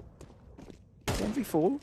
Can he do a 1v3? There's plenty of time, which I like the fact that KOLESIE don't instantly go for the plant. There's no need to rush it. You want to make sure you've got the control, and every single one of them swing onto Dementor. So no cutting corners for KOLESIE as they cut past Mix KS on the round score. Impressive streak indeed out of KOLESIE. Considering the very, very slow start, if you're looking past these very close rounds, some of the post plans, the retakes that didn't go their way, that could have been a very one-sided T side. They really want to stay alive, don't they? And that's a reminder to everyone at home. This is elimination on the line here, with KOLESIE being 1 map up, meaning Mix KS. At this point, exactly 7 rounds away from potential elimination. This is a good start to this one. You're at least hoping to get a level score after a 5-0 lead, I guess. It's a good opener out of GameZilla. And again, you're blocked out quite substantially, right? Bialani is sort of acting alone, single agent. In the process, you also have Exist, trying to make space over in mid. But in the meantime, they know Bialani's in also blue. play aggressive. Exist dies, falls. Bialani gets caught while trying to assist his team to get out of doors. So this should be a round for Mixed Chaos. At least they'll be closing it out with a positive. Innocent tries to hold on for a little longer, but shall not be permitted that delicacy. So 6-6, just like we were on the previous map. That's how it closes, with Mixed Chaos having the final say. Yeah, it's a little bit of a momentum-based game, isn't it? When you think about it, Mix do get 6 rounds in towards the end. I'm not really sure if that's going to bother KOLESIE too much, right? They needed such a long time in order to figure out how to once again take the map off of you and not let you get all that control and reaggress a little bit more successfully. This is still a great first half for the Poles. Now moving on to the CT side. This is the map that they picked into it. Of course, this entire event being presented by LORGAR, ready to play. It is called the LORGAR Rankings, in case you didn't see that. Of course, brought to you by StarLadder, but in cooperation with LORGAR. And Mixed Chaos have a brilliant opening. KOLESIE were the kings of the pistols, right? They won every single pistol so far this series. Actually, no, bar the ones of this map. Yeah. I take it back. Look at this. This is sneaky. Oh, so sneaky. Innocent now hasn't got a clue. If this doesn't get the pick here, it's okay. a little bit sad, but the job is done, and you really don't lose any players in the process, so I don't know why it's really sad.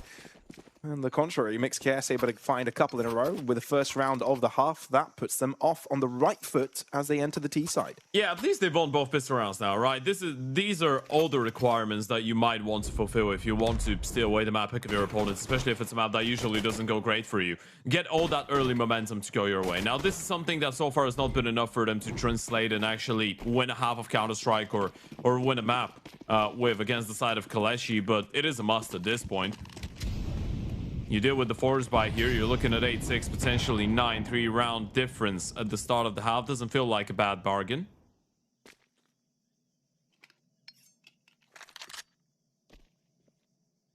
Triple cave setup. Hello. and goodbye. What's the reaction? Take space in towards middle. Don't fight the cave guys, Gamezilla. Probably that's the way to go. And he will stick around, so he does get refragged. Double in towards Donut. This is sneaky. Trippy's in a whole lot of trouble.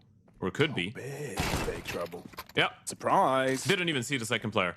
They don't know about the MP9. Now they do. Doesn't matter for Lewis. Gloxu on the retreat still gets away with a pick. That is massive for him. Dementa has to close up the distance. Low on health are a couple of the KOLESIE players. But he's not faced up against them. Instead gets shut down. KOLESIE with a monstrous comeback in round 2 of the half. Yeah, that's one of these moments where you're just a little bit lazy with some of the protocols that you have around the map, right? How you would clear out Cave in a situation like this where you know there's a high chance that they forced up. You'd have one player from the doors in towards B, throw them all in towards the entrance. You throw one flash, then you'd have a second one, which is a pop flash, and you're not just throwing it into the wall like this, right? There's lineups for these things, because when you just throw the flash like that, they can hear it. They can turn around, dodge it, turn around, kill you. You get the molly, you double flash with a pop flash as well, and then you double peek. There is ways. You can molly close as well. You can expand 2 Molotovs, but if you really insist to go B, this is the way to do it. So Mixcast tried to throw a couple of flashes in for Trippy. Doesn't really go to plan, but at the same time, KOLESIE leave A open. The bomb is very late. And Gloxu is quick enough to read where Lewis is pushed up. So even though there's a temple run going on, KOLESIE is ready for it.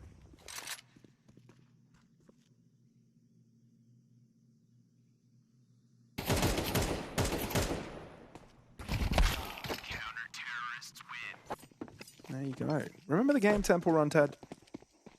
Temple. Oh yeah. Yeah, on the mobile. Yeah. Oh yeah. That's one of the fun. first games that I actually played on a tablet.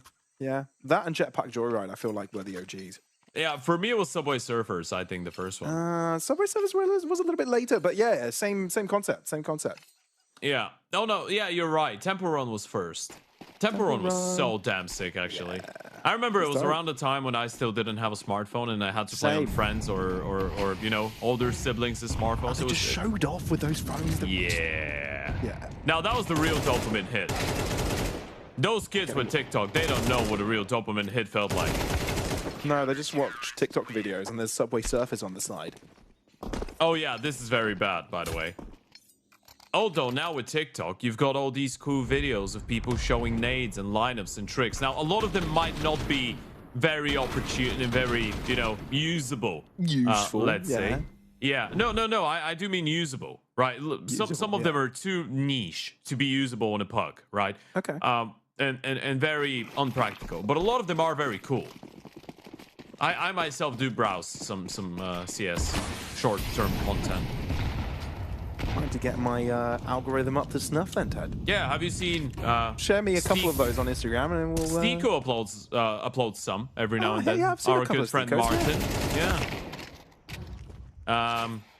Grashok, who's now the assistant coach of Gamer Legion, he had a couple. Before he joined Gamer Legion, I don't think he uploads as much now that he's on the team, but before that he was uploading some. There are some people that are uploading cool shorts.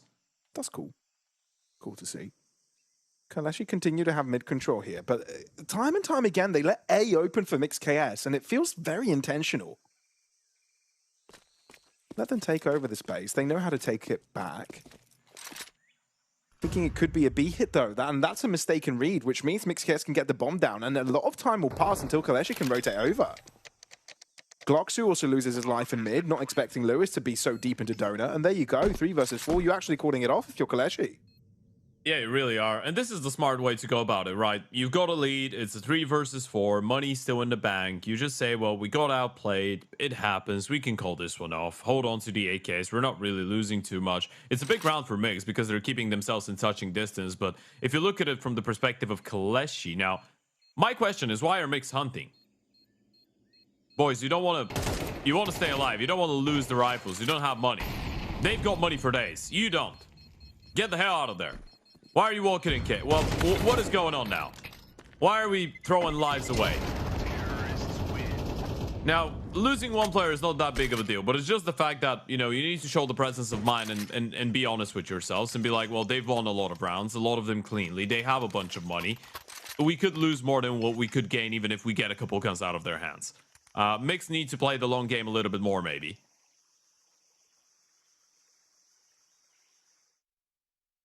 You keep it cool, you build up your own money, you win a couple rounds, and then you can start hunting later on. Now with that, actually that 1 AK does make some slight of a difference. Only one player is nearby the 3K mark for Mix. So they lose this round without a bomb plant. It could be a bit worse for wear of a situation. They've not figured out the money question yet, not fully. Sure. Trippy's got $0. Lewis has got 400. Viv and Dementor 19 and 1700 apiece. GameZilla is the only one that's feeling alright financially. That's because they had to drop 2 guns. So a force could come into play if they end up losing this one. But ideally, Ted, and I think that's what you're trying to get to, is that they better win. Otherwise, things get a little bit too difficult. Yeah, and also they shouldn't have hunted at all in the previous one. That's also a bit of a point. It's a twofold.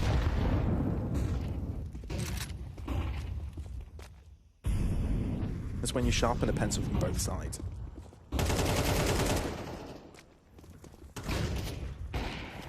Good entry from Glocksu, but Lewis has got a bit of an answer back. B-side takeover. And that site takeover's depth as well. You can see how far Viv is willing to go. Those HEs are doing damage though. Lewis and Viv both on one-shot territory.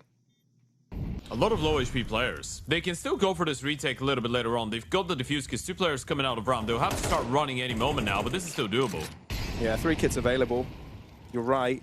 Friend locked out of the fight. He's keeping Viv busy though as the rest of the squad tries to move forwards. Gives information that Viv plays this one aggressive. And now they've got to take a move on or just drop back. Yeah, that's it. They'll try and take the weapons away from him, and that's exactly what's going to happen. There's no way that Viv will survive that bomb explosion, but round 1 for Mixed KS, so they've given themselves a breather. That was such a big pickup, and I mean, they have enough money for the rebuy, thanks to GameZilla, who can drop over a rifle to Trippy. They will be alright, but again, you're making the T's reinvest into 5 weapons, right? And they're not going to be working with a maximum loss bonus, so this is... Still, it's an opportunity for KOLESIE. They've lost back-to-back rounds on the CT side, but they're still, I guess you could say, in a better position if they win this one. Yeah, there is a Mac 10. I actually don't hate it. Maybe something quicker coming in, and you're not spending all the money that you had. And you could also stack the money if you get kills on it as well. Yeah, it's because you got the cave spam, or spawn. And that's what Trippy tries to go for here. Innocent respects it, backs off, says, I want none of this. In the meantime, though, push coming out from main. And Innocent needs to pay attention to Cave as well. Ooh. Tries to keep a distance between himself and Trippy, but not quite able to win the fight.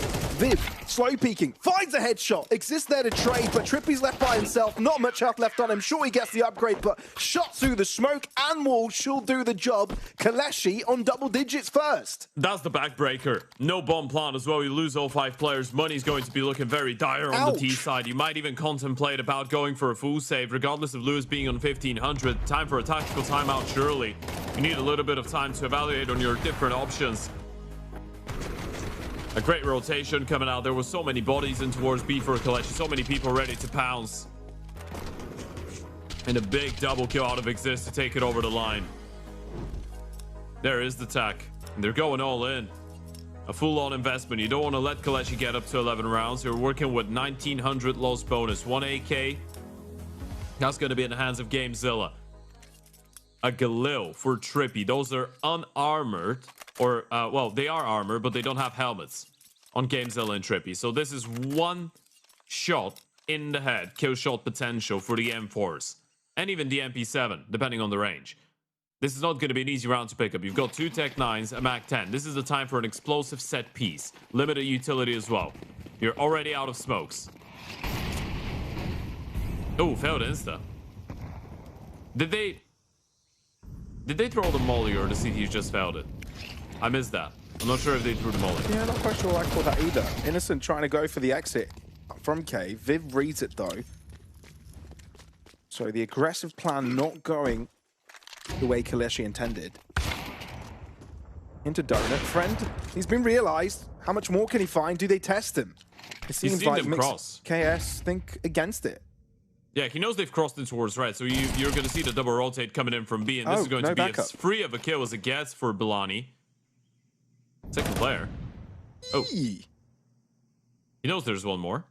Trippy trying to play through very tricky caps. Friend's ready. Friend turning and is there on time. So KOLESIE still in pole. Higher angle for Glocksu too. So GameZilla may have called an interesting round that could pay off, but now needs to get a little extra. Gets given space for the plant. Friend misses a shot, and now it's a one-on-one. Exist closes in. Does GameZilla? No, Exist could get here so quick. Apparently not.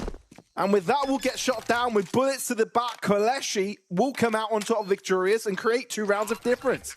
Oh, that one goes down to the wire. There was probably a little bit of talking and communication going on the TeamSpeak, because GameZilla was very loud running up Donut, and no one turned around towards him. A main player didn't hear him. The Oper didn't hear him. It's still a good hold coming out of KOLESIE, though. Viv just going on a bit of a solo mission. Big round coming out of Friend with the double kill. This is what we were talking about. GameZilla nearly taking it over the line. Just not ready for the CT player to come through. Force till the end. Mix will never have a solid buy. At least you got a bomb plant, so you have somewhat of an investment, but without the bomb plant, it would have been very dire, and it's still far from ideal. And again, you don't even have head armor on the only AK. This is exactly where KOLESIE wants to be. 1 kill out of Cloxu is more than enough. Especially with Innocent winning the fight over in mid. And indeed, 1 kill is what he gets. Dink onto Lewis. Now Friend is on the hot seat. Looks away in case it's a flash, but gets spooked by a ghost. With that AWP secured, and maybe there's a way in here for Mix, especially with shots through smokes. There's no way. There's no way this is how they do it. He just saw the jumping Mac-10 throwing a smoke, I think. And he thought it was a flashbang. Turns around, gets run down by the 1 HP player.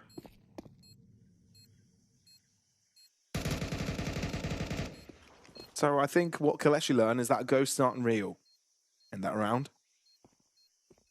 Yeah, Friend is definitely feeling like he's hard. He's outdone himself a little bit there. That was unfortunate. Hopefully he doesn't judge himself too much. It's just a weird situation, but he's definitely frustrated.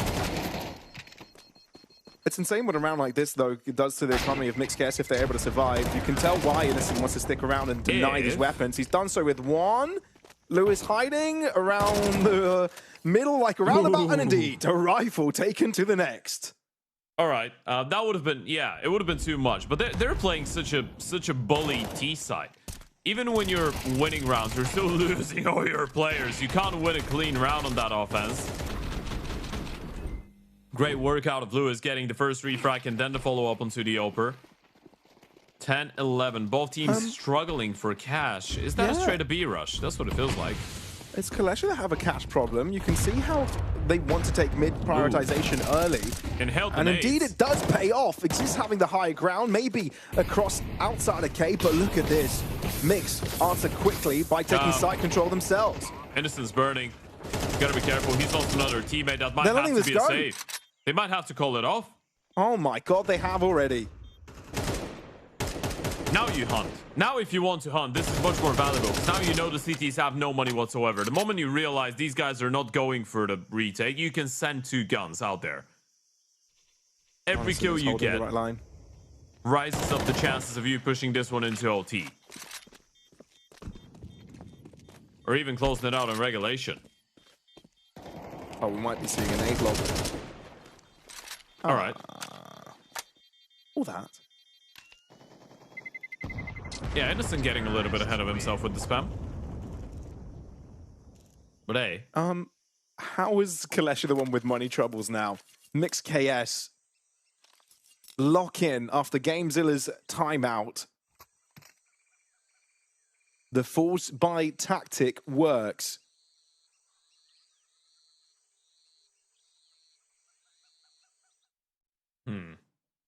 Yeah, money's weird. They're not even investing fully into this. They're just going to play around the hero, all the hero M4, just have a buy round for the next.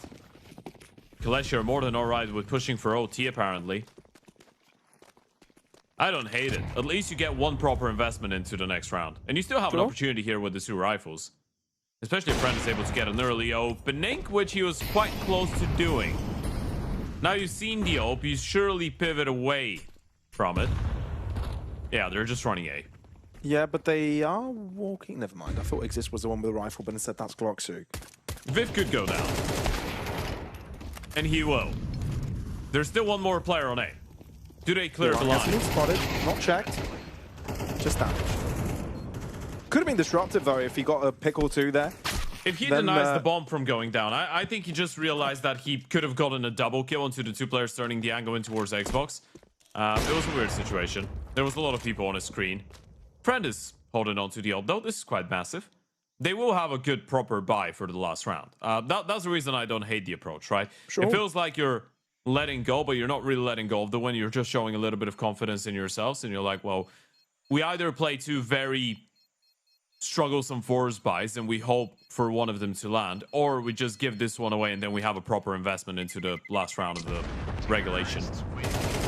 Friend will go down though, which is unfortunate because now they don't have enough money for an OP, but at least they'll have the rifles in the U2.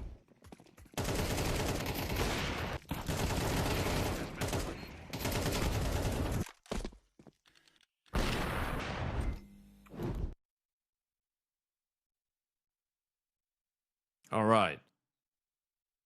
Is it overtime or is it Mirage? That's the question.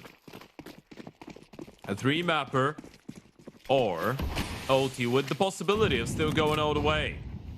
Can Mix stay alive once again? Against all odds. They've done it time and time again. Still fighting for their place here in the close qualifier. Start is not ideal. GameZilla out of the equation already, but eyes on Friend. He's not checked. How can you not check this corner in 2026? A bomb is going A. At least they have a bomb side. It's a weird double fake, but it works, I guess.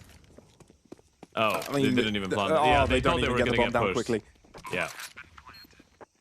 So plenty of time for KOLESIE. They can wait around until Innocent arrives, and that's exactly what they're going to do, making their way out of Temple. Viv sticking around onto the side. Now he's been spotted. Trippy as well. You've got the information now. All eyes on Trippy, and Innocent creates the lurk, flank, flurk, KOLESIE. With that, force overtime. That was the plan. And now we'll get to see if when it's only buy rounds, they can get themselves ahead. See, now that fills you up with confidence if you're KOLESIE as well, right? Because you deliberately made the decision to let them get 12 on paper and then just play the final round. And you do it. And you make it look very, very clean as well. You deal with GameZilla, then the B play comes in. I think it's because Belani might have been spotted backing off towards short or crossing. So they thought with the fake in towards A, and with Belani being towards the back of square, there wouldn't be a second player on square. And let's not forget, Friend is not supposed to be there. He's supposed to be the rotation guy. They thought that was the B anchor who's just playing on retake because he's alone because everyone else got baited to go away, right? So maybe this is the logic behind overlooking Friend's angle.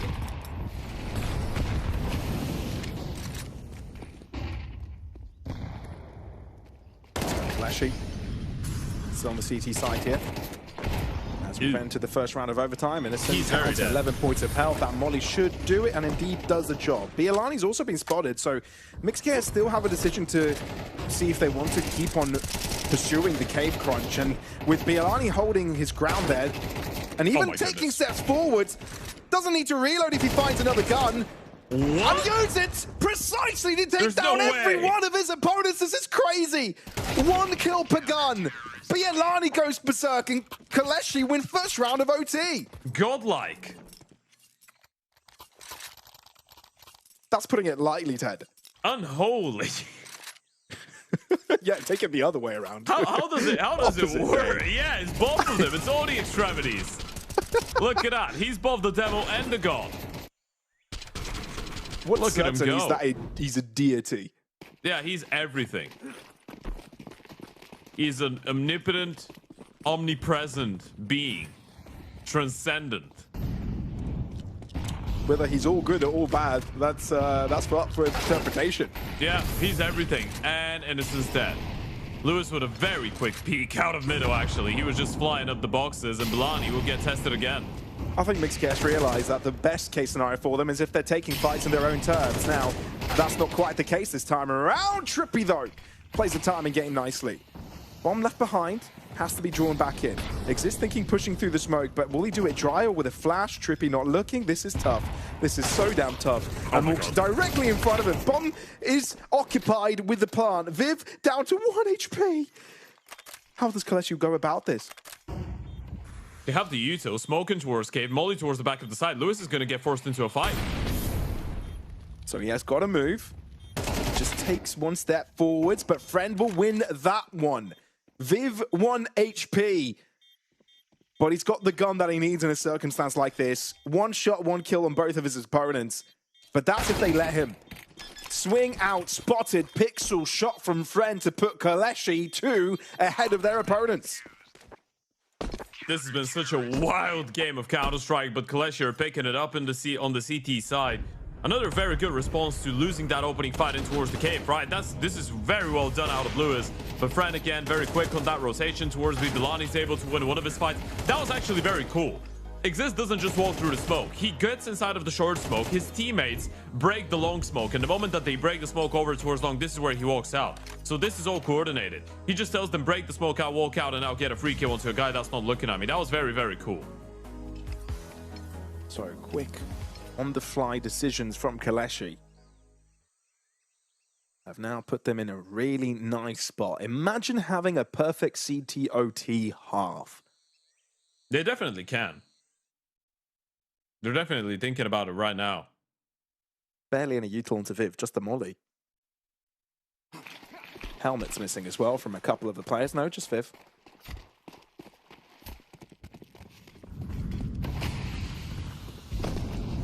Molly's coming a little bit too early from KOLESIE, so not really affecting, only tickling Lewis just a bit. Trippy, though, has a bit of a harder time with the molly.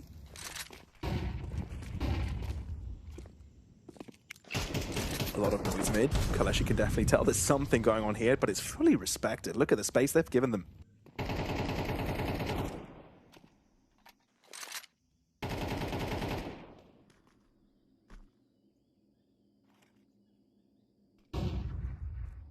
Innocent happy to chill. The B side has been very busy this past while.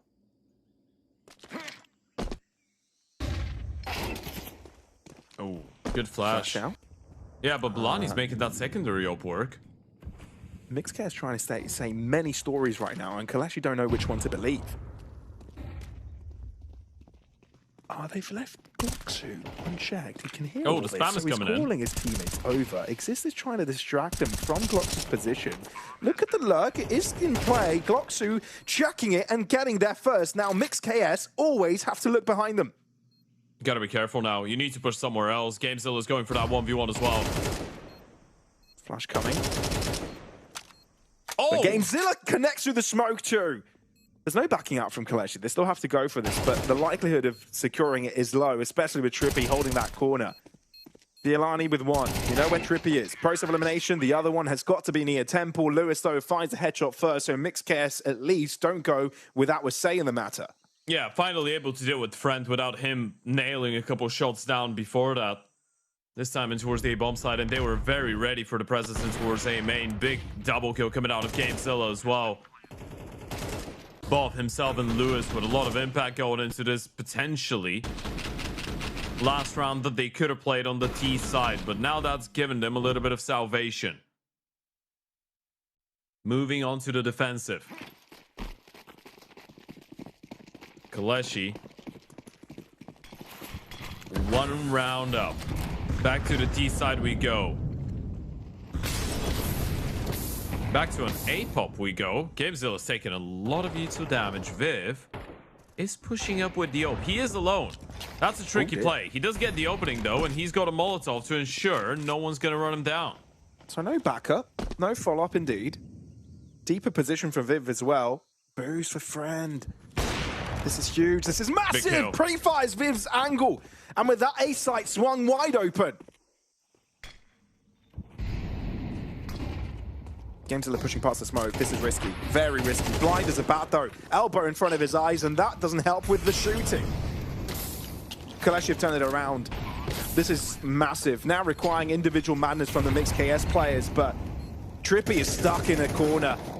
has to move, but that means that he dies to the flames. A bit of resurgence coming in from Lewis, but Friend has got Dementor's number. Sure, this push from Mixed KS was omnidirectional, but KOLESIE was prepared for every single angle. Friend's just righting his wrongs for the previous round. Might have fallen down on towards that A-bomb defense in the last round of the CT side, but here on the T side, he's the one reason they win it like this. That refrag onto the Oper, this is so huge for them. Viv opens things up. This shot, that quick zoom onto the double, the denial onto the Mentor is a big moment for Friend to step up. 20 kills, 22 deep for Exist, 23 for Clocksu, 21 Belani. And 2 opportunities for KOLESIE to end this here and now. This is significant. This is huge. 2 opportunities for KOLESIE to get a 2-0 and eliminate Mixed KS from competition. Right here. Right now. But look how solid they are as well. We haven't seen too much from this. When they've played so far back, it's usually because Mixed KS have forced them back with deep smokes. But they've been free to walk out of doors for quite a while.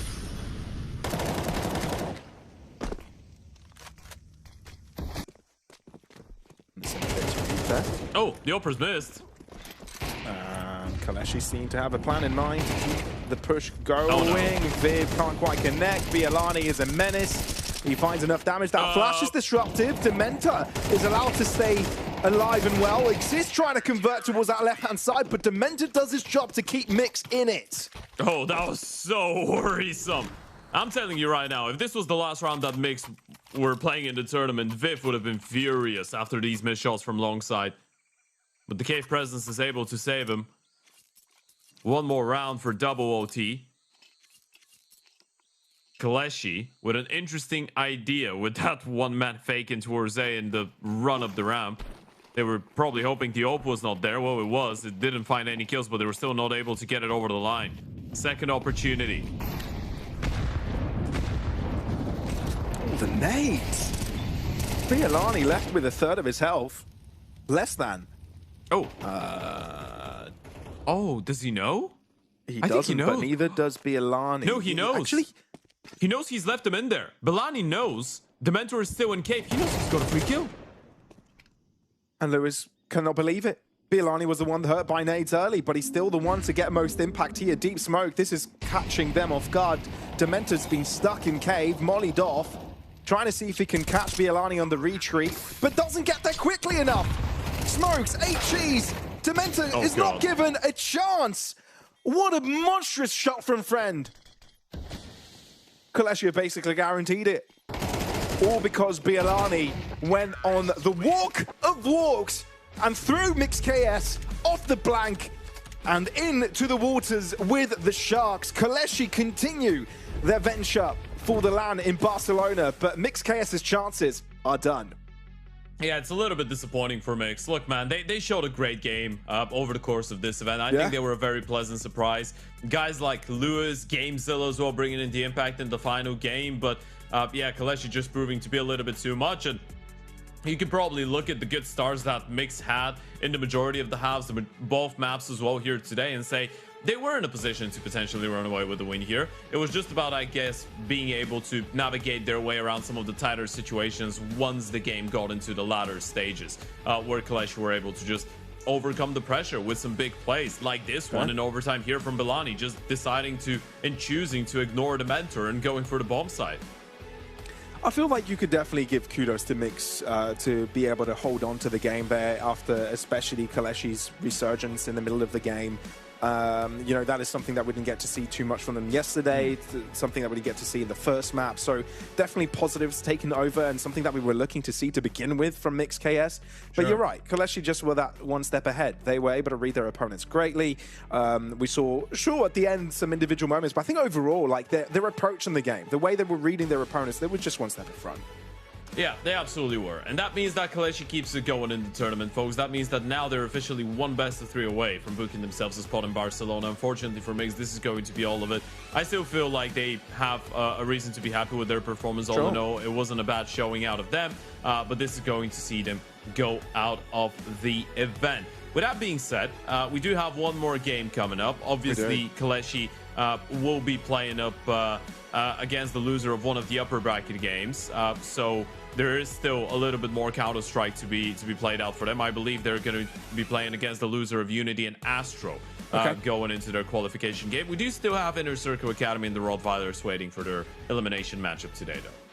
We do indeed, and that one should be interesting generally, right? I feel like Inner Circle Academy and Rottweilers, after their performances in groups, there's an argument to be made that they could have, gotten wins already from the first match, but that didn't happen. Down to the lower bracket, one of them will get eliminated after their match, but we're finding out how that one goes soon. Folks, we'll be throwing this one to a break, and once we're back, we've got Inner Circle Academy and Rottweilers facing each other on.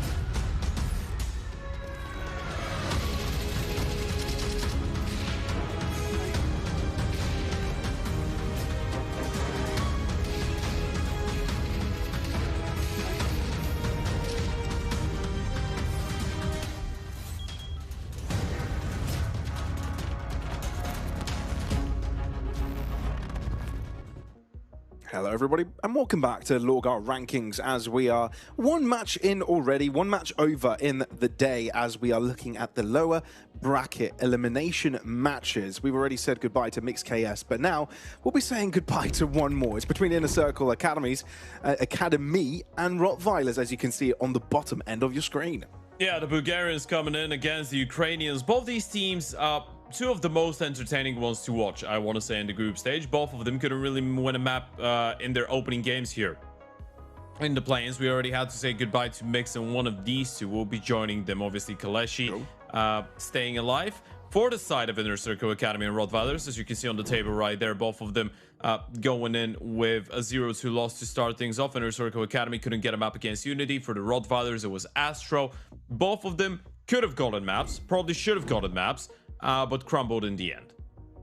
They did indeed. So with that, Inner Circle Academy, I guess we can start looking at the teams one by one, shall we? I mean, you did already, you mentioned the Ukrainian squad. Now, from the LORGAR rankings, they came out of guns blazing from their group, right? Taking down ESC 2-1 in the end to make it out of the group first seed. And that was a bigger upsets, right, that we saw from that tournament, and look, I feel like we thought that pace could continue going on to the play-ins. Didn't quite. We wheezed past Rottweilers. I guess, Ted, you have a ton of time to talk about the Bulgarian squad, but let's talk about the veto first before we get into the specifics about them.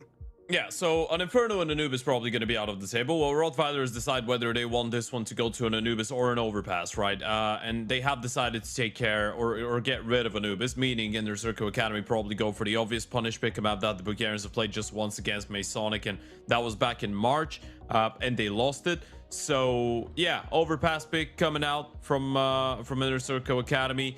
Mirage for the Rottweiler side of things, no surprises in there. We've seen them play it a couple of times. They lost it once to KOLESIE in a 10-13 fashion, and then they were able to beat Diamond with a 13-7 on it, but they've been playing it on CCT as well a little bit after the fact. So it's been a while. And then if we go to a third map, now this is where it gets a little bit interesting. Nuke removed from Rottweilers. This one makes a whole lot of sense. It's been a bit of a punish against them by a couple of teams.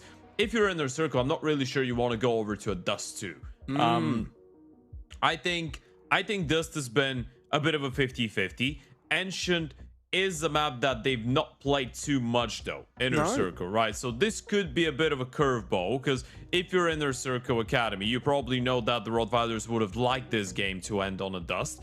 Now, with Ancient being in there, this is a little bit surprising to me, considering the Rottweilers are in a streak of 4 consecutive Ancient wins, and you're letting them play it. So yeah, I want to think that there's something more behind that decision for Inner Circle. This could be a bit scary for the Rottweilers, I guess, in a way.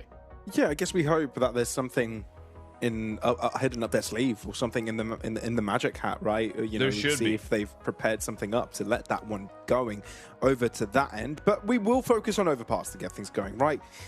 Yeah, not the biggest record for Rottweilers after all. It is a mix. It is a team that has only been put together recently to compete in a few tournaments. And look, we haven't seen them have any decent performances yet, but that's only because they played one map, right? 7-13 loss against Masonic. But on the other hand, right, if you look at Inner Circle, it looks a little bit more solid. It's the kind of their go-to map. It's no surprise really that they do end up. I guess it may become that if they continue finding success on it. The thing is that for some reason, yeah, Magic seem to have broken their form on it against, in the PGL, the standing open qualifiers. So, yeah, we'll see if they're able to redeem themselves off of that in this series as they are up for elimination. Yeah, for both these teams, this is the last opportunity. I guess there's going to be no big, I feel like, disappointments for both of them, even though when you're that close to qualifying for such a massive LAN event, obviously you do believe that it's possible and you want to pull it through. But I feel like for both Inner Circle Academy and Rottweilers going into this tournament, the main idea was let's do well, let's try and get out of groups, and then maybe we can do some damage. Now, if you're in Inner Circle, you probably feel like this is doable because you're playing against the mix of a team, not quite a legitimate one. And if you're the Rottweilers, you probably feel like this is doable because you're playing against an academy, right? This is why I think this could get very scrappy and very entertaining real quick, because both these teams have a reason to believe they should be winning this game. And this is not about are we going to be disappointed if we not make it into the LAN? It's about, do we feel like we actually lost to a team that we cannot beat? I think both of them feel like they can beat the other one. So yeah, I am expecting an interesting game. Also, I do feel like for both of them, we did see a bit of a maybe fall apart moment, right? Okay, sure. For Inner Circle Academy, it was that Dust 2 against Unity, even though on Mirage it was a lot closer. And they should have won Mirage, but they did just, you know, not enter the server on that first map. And then for the Rottweilers, it was the other way around. It was map 1 where they should have picked up Nuke and they lost it in a very close affair. And then, surprisingly, they got smoked on their map pick of Inferno. So both these teams have shown us that as much as they can play good Counter-Strike, they could just be completely checked out on a map that they like. So it's very important to see what type of mental strategy they're going to come into the game with. Oh, that's a very cute picture in the desktop background of a couple. But yeah, you're right. I feel like there's a lot of redemption to be done by both of these squads. You know, as you did mention, having some off performances on maps that they should actually be good on.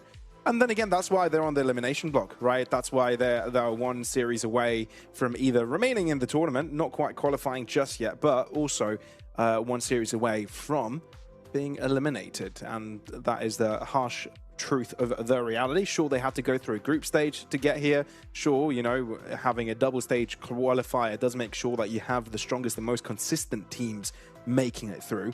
And it's that latter part that I think we need to be paying attention to the most, right? As we get into the server here on Overpass to get things going. I did see the timer kind of trickle down on one of the PCs, so I wonder if that continues to be the case. But folks, thank you for your patience as we get in this one. Indeed, we are ready to rock and roll. As rottweilers started things off on the defensive with Inner Circle Academy trying to play aggressive off the rip. Well, not really. Yeah. It's not that aggressive. It's passive aggressive. You know, I'm sure they're planning on a lot of aggression. Yeah, eventually. Yeah. I mean, they're on the T side. They have to at some point. Yeah. They're not in a rush. You know, they're saving up some of their energy, but I'm sure they're planning on getting into some fighting, some gunshots exchange. English is difficult. Yeah, I can definitely tell the coffee effects are slowly wearing out, Ted. I do have a lot left. Don't you? Oh, you do? Oh, just slowly. Feeling as fresh as a bat, baby. I don't know how fresh a bat feels, but hey. Probably not too fresh. I don't know. I guess they look quite free. Maybe in the they're night fresh sky. at night. Well, it is nighttime now, I guess. Yeah, it is. Dark outside for me, at least. Yeah, same here. So, I want to say this is unretakeable. Yeah, they don't have a defuse kit. They don't have a smoke. They're very far away, and the bomb is already halfway ticked. Yeah, they got moving quickly. And Inner Circle Academy aren't going to give them any easy fights at first either. Keeping the distance, making rottweilers having to run for the kills. And maybe they'll have to run for the heals as well, as that bomb is going to be exploding and there's nothing they can do about it. Shots coming through the chaos and pandemonium. Inner Circle Academy, though, calm, composed, no issue, no biggie.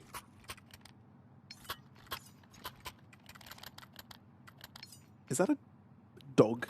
A pug on a mug? It's a pug on a mug! It is a pug on a mug. That was great. Oh, that's brilliant.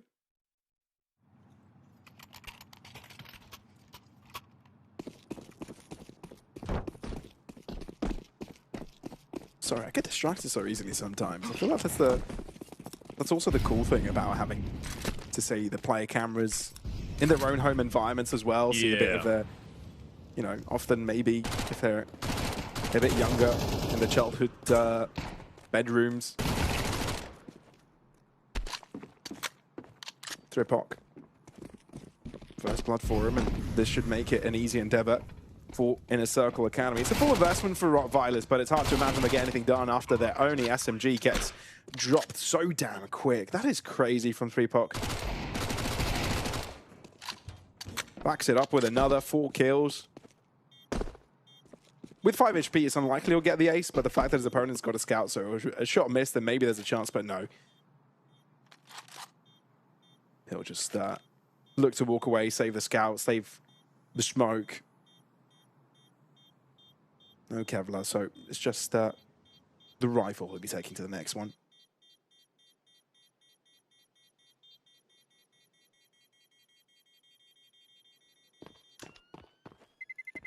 I don't know if we talked about too many individuals today, Ted, for rottweilers and Inner Circle Academy. I feel like for rottweilers, it's very easy to kind of point out to see who are the ones we should kind of keep an eye out on. You know, you've got your regular suspects, Ships, Han, you know, obviously wasn't with the squad earlier in the qualifiers, but they're not playing with them today, right? That's the tough thing, right? Han isn't even on the server. You've got Ships, Red Star, the more experienced Bulgarians. But for Inner Circle Academy, for someone that hasn't really been in the know, less to go off of. Yeah, no, there isn't a lot to go off of. Also, it's a bit weird for the rottweilers because, again, Hard is not playing and they've got Shun, as you said. Exactly. Yeah. It's tough to make anything out of it, I guess, in a way. 6-player roster confirmed. Yeah, it's not been working out for them, though, has it? No. I don't really know what the situation is with Harn and why he's not playing, why he's playing... obviously, we knew why he wasn't playing when he was over in Portugal with Ascent, right? But we don't know why he's not playing now. That could be a plethora of reasons. Is it 3-pock or 3-puch? I think I'm saying the 3-poch. I just like the poch. I don't know why. 3-poch. Yeah. 3-pock. I think that's what it could be epoch as well. 3-pock. No, I think it's going to be 3. There's going to be 3-pock or 3-poch. 3-pock. Yeah. 3-pock sounds We nice. need an We were answer. calling it 3-poch the other day. Yeah. But today I started calling them 3-pock because that's how I read the name this time. Yeah. I don't know. I woke up on that side of the bed, you know. Sometimes it's 3-poch, sometimes it's 3-pock. Yeah, no, I get it. It just sounds right. 3-pock. Well, thankfully for us, there are also players in the team that there's no really many ways to say it. Nice. Rifler. That's simple. Rifler is probably the most simple nickname ever. Yeah, right. So thanks rottweilers for that. Red Star is dead, unfortunately. Dude, First 3-pock is on proper double barrel. digits with kills already, and this is only round 4, and it hasn't even finished. I like him. You know what he is? He's a bit of a menace type of player. He is? He's a trickster. Yeah, he's the type of guy that just runs around, pulls off some wild stuff out of the bag, and sometimes it works. Double nade in towards the pillar, in towards Barrows. Yeah. Chips is a lucky man. Rifler's actually rotated away. They've left Chips alone, and he's down to 46 now, but the bomb is backing off, so this is not a bad situation to be in if you're the rottweilers. They are going A right into the stack. Thing is, with Rifler and Raftu, or Rifler and Shun being there, they need to get a little bit more active, and the Opper's missed his opportunity. Rifler with a big play to make. But maybe with this pick, Inner Circle Academy will feel more prompted to not really be too diligent about clearing their corners. So Rifler gets damage on the 3rd as well. So softens them up for the rest of the team to do heavy lifting. Rafter and Ships hiding to the back of the site. What does this mean for Inner Circle Academy? Having a player so deeply positioned means that there's bound to be backup, but the fact that 3-pock is able to gain so much space control calls the team over. A smoke available to permit the smoke, to permit the plant. Won't even come down to that. Nice hold from Nyes. I didn't even try to make that a pun. It just came out. Yeah, it just works out that way, doesn't it? Sometimes it does. Yeah. They realize on time that they could have just gotten back in towards the B-bomb side. It's a good effort being brought in from Rifler. Maybe if he gets a 3rd kill, that says them in with the round. It's been a bit of a tough start individually for the rottweilers. I mean, you were bringing out the fact that 3-pock is on 10 and 1 already. Well, what about Chips and Red Star both not having a kill? Shun having 1 kill. Rifler just getting his first 2, and Raftu just being forced to go for another save. The rounds have not really been that close. And there's Circo Academy looking like they could dominate.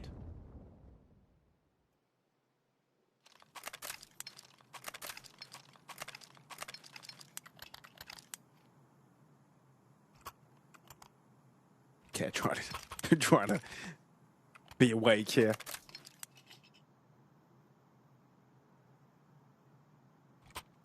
Another dark room gamer. Very, very dark room. But it cannot be a full investment from rottweilers this time around. They've got to respect it. Here, a rifle in the hands of Raftu. The rest select their favorite pistol to go with in this round. Trying to take early connector control. I don't mind it. Does keep North's back for quite a fair bit, and this allows Inner Circle Academy to maneuver quickly across side to side on the map. You've got to relieve that pressure, give that space back. Again, the double HE to barrels, but again, no one home. Bomb still dropped at some point. Yeah, they're playing a very slow, very methodical round. They do have Lies Young on a bit of a solo mission in towards that A bomb side.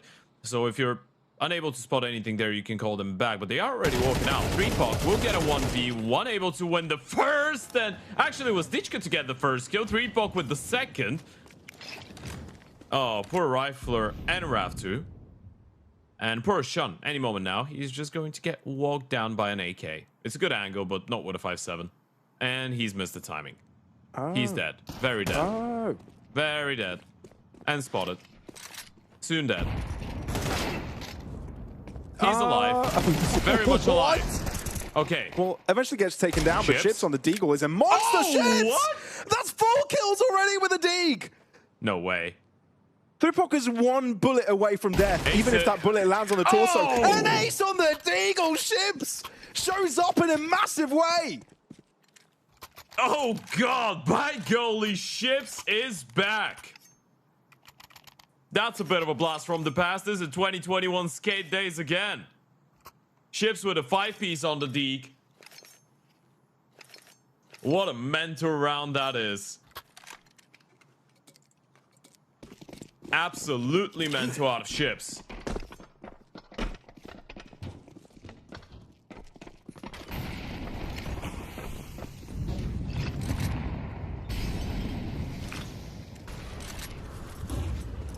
Yeah, that's one way to get on the board. Crazy. 3POC is actually going to get caught here. Raftu getting out of connector. Gets traded though, so it's a risk he was willing to take. But I think this hurts rottweilers more than it does in the Circle Academy. Because now you need to spread out wide on the map and create some gaps. And that gap currently is ASIT, especially with Shun being shut. Restar needs a big play. He's on an island all alone. Hasn't found a kill yet in the game, and this is his chance to show up. No assistance, but cannot convert. Norths get there first, and now that's A-site secure. 2 players left for rottweilers. They're going to have to give this go. That is very... It is very depressing, isn't it? Sure, yeah. You just went around with a ace from a Deagle, and By then the you way, just dropped the following by. Those were Ships' only kills that game. Yeah. No, these are the only kills he's gotten. All map long. In 6 rounds time, he gets 5 kills. All of them with a Deagle, all of them in 1 round to give them the only round. This is pure impact, that is. Nothing more, nothing less. Yeah, he's just won them 1 round. He's like, well, I've done my part. I literally did it alone. What have you done? A true free gate. Terrorists win. Right. An absolute warship. Sure. Got it now. Yeah, no. I'm pretty sure no one's ever made that joke before. No. No, absolutely never. No. Yeah, he's the shipwrecker.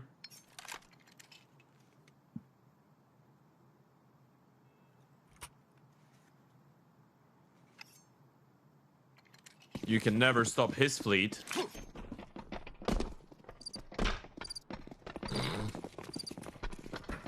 You're just giving production panic attacks right now. It's like, where are these cricket noises coming from? It's like, what?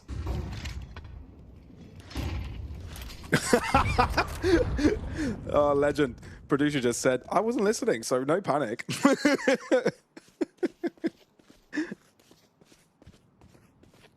So. It looks like the call's already been made. In a Circle Academy taking a wide stance to try and push this. Roughly though, talking about wide, that is a big peak to take. Get it, and you don't even lose your life in the process. So risk taken, full reward, no permutate. Well, no impact off the back of it. I mean, negative impact at least. Not the word I was looking for, but it'll work. It'll do. Repercussions. There you go. Damn. Running on Internet Explorer. Right. Goated, honestly. Very base. Yeah. Another double up setup round out of rottweilers. This time it's not even Shun on one of them. Rap2 doesn't get a kill. Oper alone towards the back of Optimus. Restar will get one. Yeah, he's in a bit of a tough spot though. Norse will shoot him down. I somehow feel like this 2 versus 3 might not be completely ludicrous to be pulled off. Not impossible. Thankfully for Inner Circle Academy, the HEs don't land. All of them are coming in from the same spot. They're coming in from bank or the dumpster. Nice can just hold this angle. If he gets 1 kill, there's going to be a 3-man swing out of bank. On the fade of the smoke. Has to step up. Gets the first one, a headshot. The spray doesn't quite convert. Nice does deliver, and now he knows where his opponent's coming from. It's a wide swing from Ships to give him and the team the dub. Oh, that got close. So damn close. It got too close. A lot closer than what it should have been.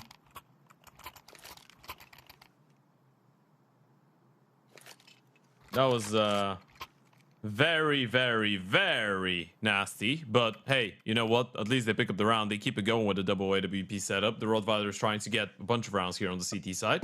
I feel like the weird shenanigans at that round started when, you know, when Inner Circle Academy wanted to push through long and Nice were just running out with a bomb even when they haven't cleared out the site entirely. And after that, everything kept catching everyone off guard. So it kept on getting weirder and weirder. Thripok, nice early entry. Weezer's into short, grabs the pick and gets away nicely. Star. Good reaction. Even has nice time flash. to zoom in twice. Double AWP setup and Ships turns it back with the Deeg. This guy's gotten more than half of his kills with a Deeg. 7 out of 8. He's only gotten 1 kill with an AWP. He's an AWPer now, I guess. No, he's a Deegler. The AWP is a secondary. Yeah, fair. That works. In some universe, at least. They're backing off. They know Ships is here. They know where Red Star is. I think in that type of a situation, you know Ships wouldn't be left alone on B with the AWP, especially now with the re-smoke coming out. But this looks like a fake back to a B play. Now, this could be smart because this is a lurk smoke, but Red Star is just playing this one on a very, very passive angle and retake. And Raptor's got another monster smoke. Nicely timed. Do you really walk through that? I don't think you do. No, probably not. You'd be wise not to. And now Raptor's got a corner to work in. So Inner Circle Academy's chances are weak, and there's Ships. Scopes back in. Pansy getting 2 kills with his secondary. Make that 3. Blimey, Ships. The impact he's had this game is ridiculous.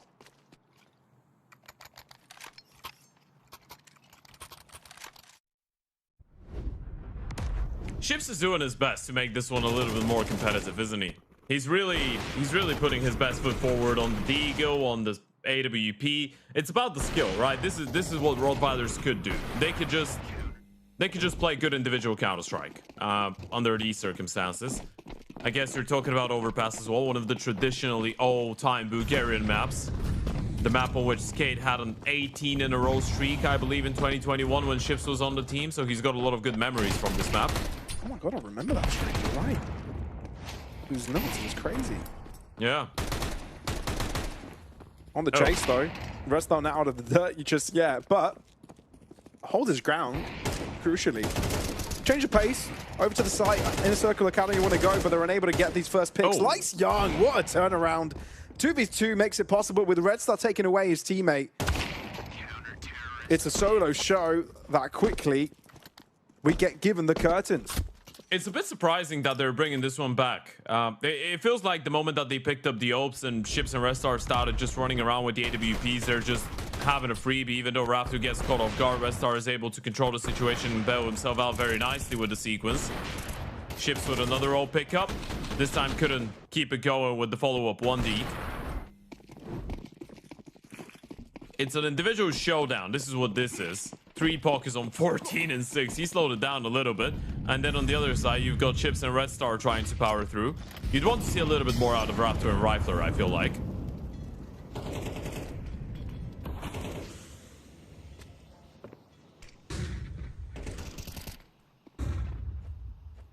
As we were saying. Raptor gets that first kill in towards connector. Double nade. Coming in. Just as Rifler was walking closer to the angle. He's a lucky man. Raptor will pick up one more in the meantime. Flash comes in. This is a great round out of Raptor. Refighting short this time around. Not giving them any space.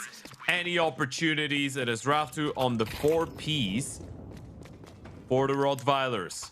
5 apiece. They level things up. Money out for Inner Circle. It's getting very confident and comfortable for Rottweilers generally, right? I feel like they're starting to line up a lot of rounds. They feel like they can go for aggressive peaks. We see that from Raftu. We've seen it out from short as well. This is where Shun plays aggressive. It's beautiful stuff, beautiful scenes. And we didn't only see it on this side of the map either, right? We see a lot of aggressive placements closer to that A site. And now, Inner Circle Academy, they've been without a save for 4 rounds consecutive after having a tremendous lead. 5-1 was a score at some point. Big turnaround from the Bulgarians. It really is. After a 5-1 start in favor of Inner Circle Academy. Now, the good news for them is that no matter what they do from here on out, they're still going to be happy with 5 rounds on the T side of Overpass, right? It's kind of like it's a contract that you sign before a game of Overpass. You get 5 rounds on T side, you cannot be mad. You're not allowed to. Not allowed to cry about it, not allowed to whine about it. You just go with the flow. Bro. Yo. Ho, ho, ho. Merry Christmas. Santa says to Poe. But he says, these presents ain't enough. I want Mo. So he starts doing his kung fu, bro. And Santa sees it and says, oh no. He's got that monster flow. Yeah, I'm out. Right. I'm out of rhymes. That's it. That's Back where to we stop it. That's I'm so afraid good. that I can keep it going. Let's talk about the CS. It is an anti-eco after all. So, oh, I just noticed what I did there. It's an anti-eco after all. Oh. Raftu's Opes on show. It's not pretty though. Red Star has got the kill onto Nice, but it's a little bit too late to show. Dichka and Norse in the 2 versus 5 should be impossible to pull off. And Red Star will make sure the Rottweilers get number 6 on the board. My bro.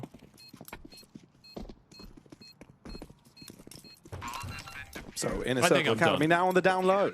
I am done. Okay, that was nice. I am done. I'm done. I'm with glad to hear. That was probably the first freestyle. I was impressed. It was the first freestyle that's been done on this channel. That's for sure. On this tournament, definitely. Well, we can't really talk to about other casters. Maybe they've had a bit of a freestyle. You don't know that. Nah, probably not. we're definitely no, with not the like cool this. kids. Sure. To be fair, Jay does love A little rap battle. A little bit of a. I'm thinking of other. Yeah, I'm thinking of other commentators that will do this. Oh, I can think of some. Most of them have duoed with me, to be honest. Yeah. I think I've got a type. maybe Scriv has pulled off a couple bars. I'm not sure about Brandon and Lucy. I'm not sure how much they're into all that. Sure. I don't really know.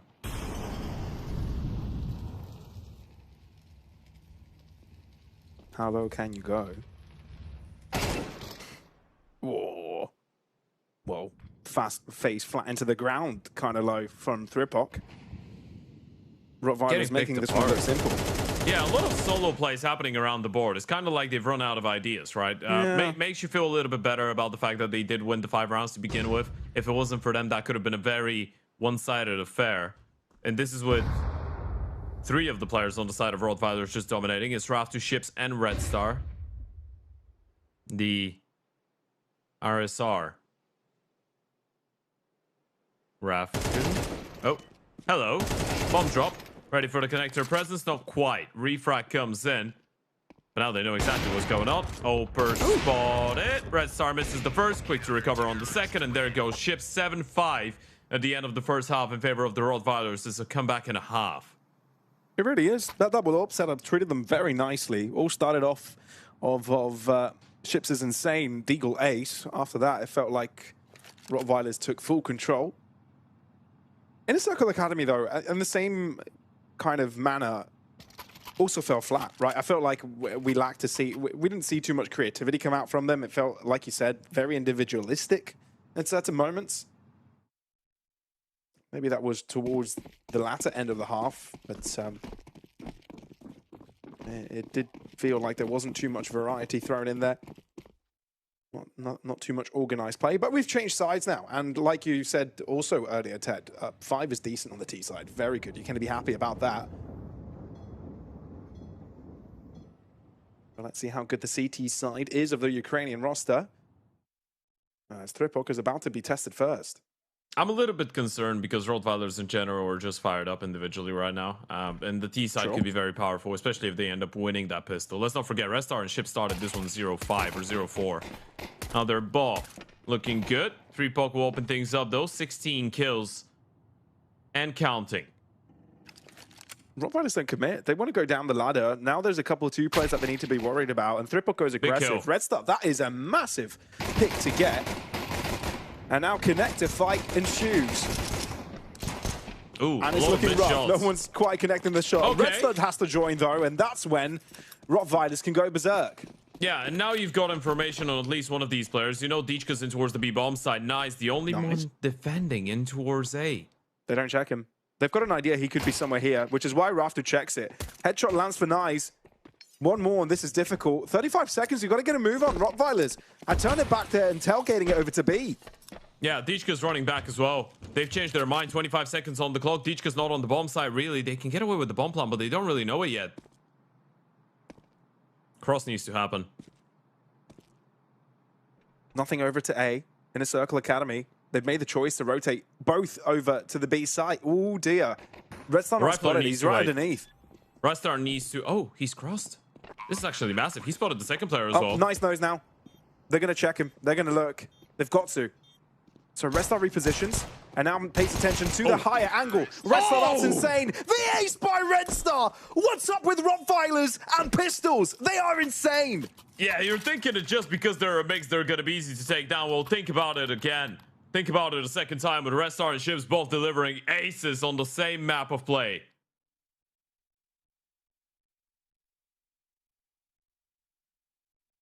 That's just superb. Monstrous. It's the individual prowess. It's ridiculous, Ted. As simple as it is, this is what it feels like when you're a team of youngsters. You go in, even if you can play higher quality Counter-Strike, you just go in and you play against people that have experience on a higher level. And there's still... I guess you could say... I'm not sure if you could say they're past their prime, especially not for Red Star. Ships has had a longer career, but they're still in very active years of their playtime, right? They're still good individually, even though they're not in the best moments of their career in terms of having a stable team and everything. These guys can still be difference makers.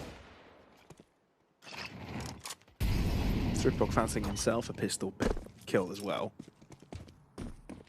Bit of an A stack, but it could quickly transform into a B stack. You can see Rottweilers completely cutting noise, standing still, knowing that their opponents could potentially go for something rapid.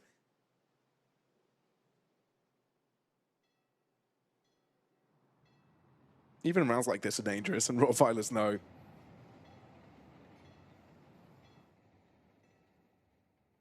Great information off the boost. No one's around, no one's home. But you're still keeping three players busy into B. And Thripog, lone endeavors into that A site. First HE drops. No commitment to the rotate just yet, as you've only spotted one player. Bomb is directly in the middle of the map. They could go anywhere. Rottweilers can last second choose to pop out in any direction, but it does look like it's going to be an A hit, surely. Look how deep after it's gone. And that's going to keep players busy here forever. Bomb, fast as possible over to the A site. This should be a simple plan. I mean, it's an eco round. They should have lost it every day of the week, but yeah, it's a good fake. They take all the necessary precautions, and Chips has got another multi-kill, 15 and 6. You've got 32 kills between Red Star and Chips, 14 rounds in. Again, those were the two people that started the map 0 and 4, 0 and 5. And now they're close to 3 KD. Very nice. This is how you bounce back. I won't lie to you. At the start, I thought this was going to be a very slow map for Rottweilers. I thought both Chips and Red Star would be a little bit checked out, maybe not really enter the game. Well, they've done it now. I felt Molotov is definitely not going to help Inner Circle Academy. Raptor can just run out. But Red Star has been dropped. This is over in towards short, I believe. Yeah, he was in connector, so there must have been a boost to take him out. Big plan to remove off the server. And Rottweilers are closing in. Oh, Shenna's got a good timing. Oh, it's brilliant timing. They don't have a clue. Look at this. Nope. Nice will jump up. Still hasn't spotted anyone. Well, doesn't even throw an HE because he hasn't really been able to spot the thing. At least there's an extra player as a guarantee. Lice Young joins in right on time. Inner Circle Academy have got to join him. Have got to thank him for his efforts.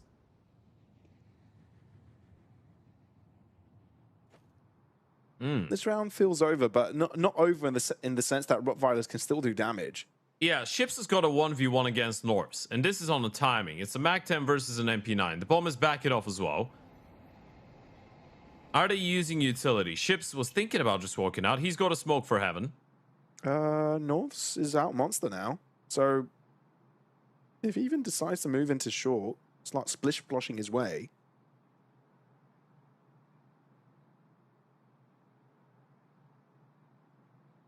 They're trying to explain to Ships where to aim for the smoke. He didn't know the line. He still failed it. I was thinking, I was like, this is such a weird way to line up a monster smoke, or a heaven smoke. He didn't know the lineup, so he just failed it. Well, here comes North. Surprise, surprise. Ooh, dink. God. Now, this is your proof that he's not as active. He's not played the map in a while. Yeah, you can see Red Star even laughing at it. He's like, well, we couldn't tell you where to aim for the smoke. Imagine if there's an up, down, down, down, down. Right. No, stop. I can imagine that going on. This is actually hilarious. Do we have a ship's cam? I'm not sure if we have a ship's camera. I haven't seen one, I don't think, today. No, I don't think so. I think everyone has to have a camera, but maybe it doesn't look good enough. Yeah, no, everyone needs to have it, right? This is just to play the game. But we've not been showing him. God. The fact that he's 15 and 7 as well makes it even funnier, because he literally doesn't know one of the most basic smokes. Yeah. And he's still farming. Well, round's not done yet. I mean, game not done.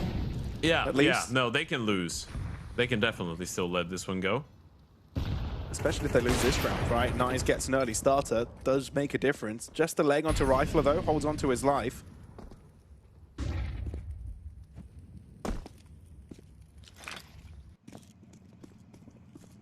So Inner Circle Academy, again, putting a lot of pressure at the start of the round, trying to slow down Rottweilers, not give them too much pace. And we see, again, the same thing. Thripog going in wide. He's about to be approached by two different players, but if it's a dry peek, he can still get some damage across, especially with the Rifler being low. Getting 2 kills doesn't feel impossible. Yeah, Rifler should not be the second guy playing here, and that's why. Yeah, he should have been the first one to peek and clear the angle.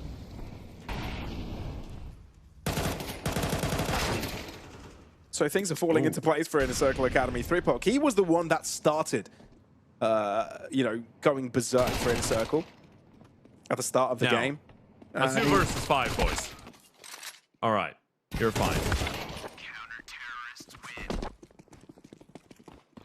It's just the scrappiness of a lot of these rounds. Yeah. They are reminding you that in the end of the day, this is first an elimination game, and second, this is a mixed team, right? Not everything is going to be very clean, especially on the T side protocols.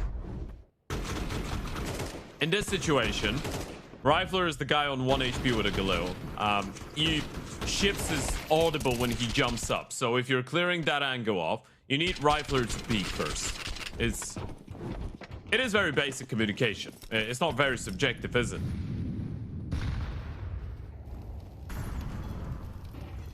Fair point.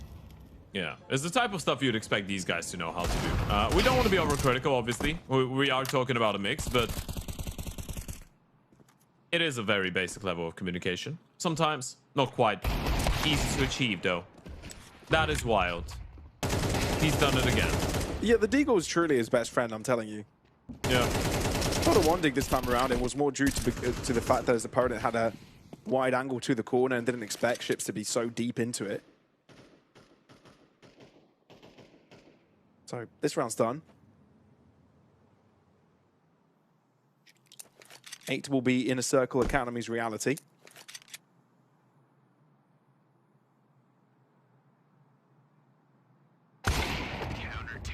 Ooh. Dink landed. Nice, does get the kill still, so it's 1 round the difference now.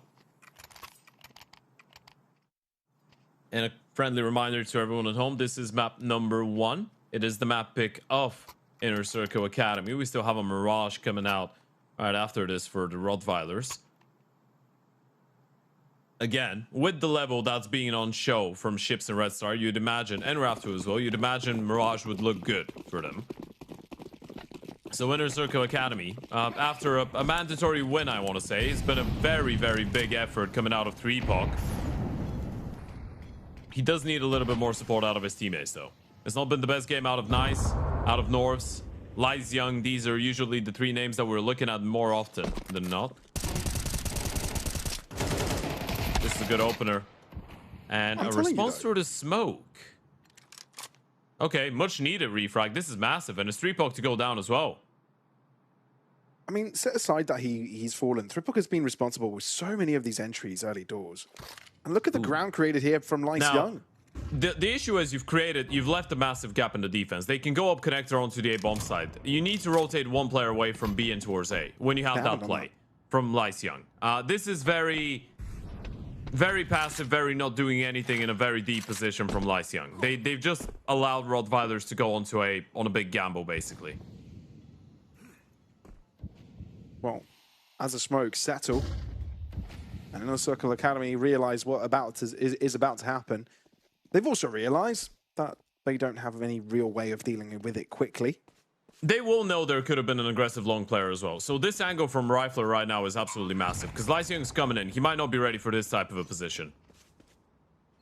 And Rifler's making noise? No, not quite. Ooh. Rifler won't be aware, turned his back. Okay. So this is big from Inner Circle. It's doable now. Shin trying to be quiet, basically be the surprise.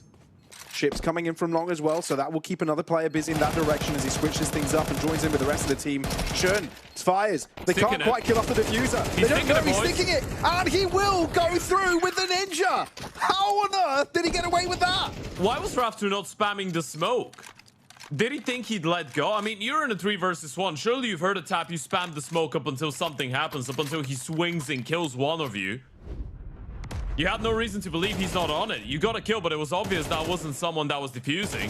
It was just a massive moment of miscommunication. Look at that, you get that kill. You've heard that this guy is on the defuse. This person is obviously running at you, so you should know he's still defusing. Raptor's just staring. Not spamming at the smoke, waiting for a peek like he's tapped the bomb and he's not sticking it. That was very weird. And from what looked like it was a decent and solid hold from Rottweilers, it just doesn't go their way. It's heartbreaking. Yeah. Inner Circle Academy gifted Equilibrium. It's a nice boost from 3POC. Oh, But Yeah, overstays it his was. welcome, jumps over. Red Star, quick reactions from him.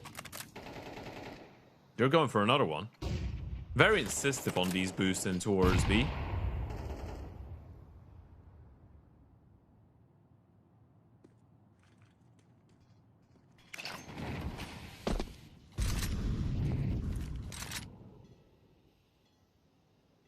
Good utility in towards A. Protocol stuff. Smoke off the toilets.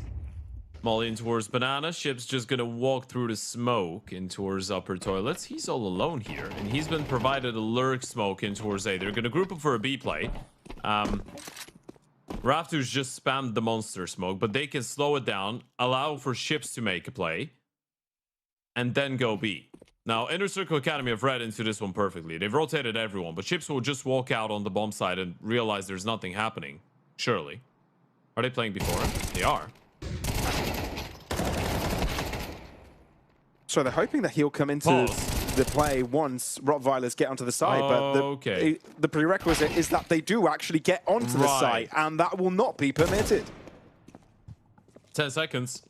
Needs to find a player in towards spawn. He needs definitely to get knows to he the doesn't bomb, have the more time to pick crucially. up the bomb, right? 7. Yeah, no. Too He's far. got it. He's got it. Oh my god, just on time? Yeah. That's crazy. Oh my god. And this is the guy you want on the clutch. Seen him. Spots where Nice is. Oh! Re-peeks into him as Nice scopes in. Denied. Smooth, calm, and collected. Nice. Not even bothered. This was such a weird round, by the way. I'm not really sure. Yeah. You take the first fight in towards Monster. That was a very sick shot out of Red Star, by the way. That's lightning quick. You take the first kill in towards Monster, or the first exchange, you get the refrag. You can just pause with the bomb and wait for ships to get a little bit closer, right? You can, at this point, too much is going on. They've seen the bomb Monster, they know you're not running back. You can just chill for a bit, right? You need at least one player to survive and wait for ships to come in so you can play the 2v1. Rottweilers have shown a lot of weird moments of miscommunication in the late rounds, which has cost them a lot, right? This is back-to-back rounds where miscommunication has just cost them winning the round. At least they've inflicted economical damage, but Inner Circle Academy are not dropping rounds right now, so money's still not awful. They've won 5 in a row.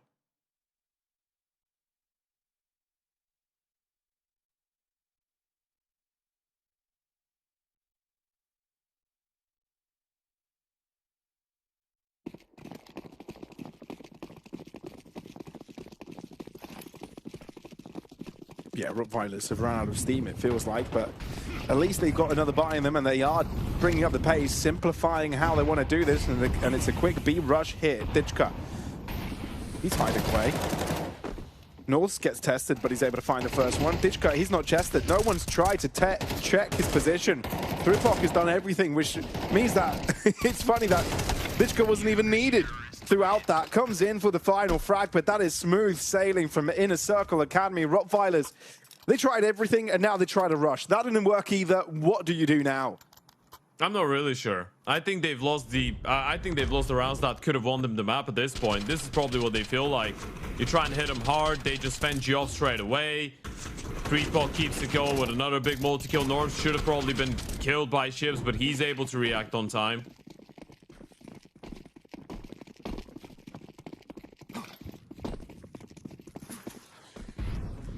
Tripok is really having the game of his life, isn't he? 25-15, but it's not just the numbers, it's when he's finding the impact. And Wolf's effort with Lice Young. Nets Inner Circle Academy the early kill. First blood. And now Rottweiler's already playing from the back foot. This hurts. They are kind of lining up against a B potential hit, but they still don't have eyes on Connector.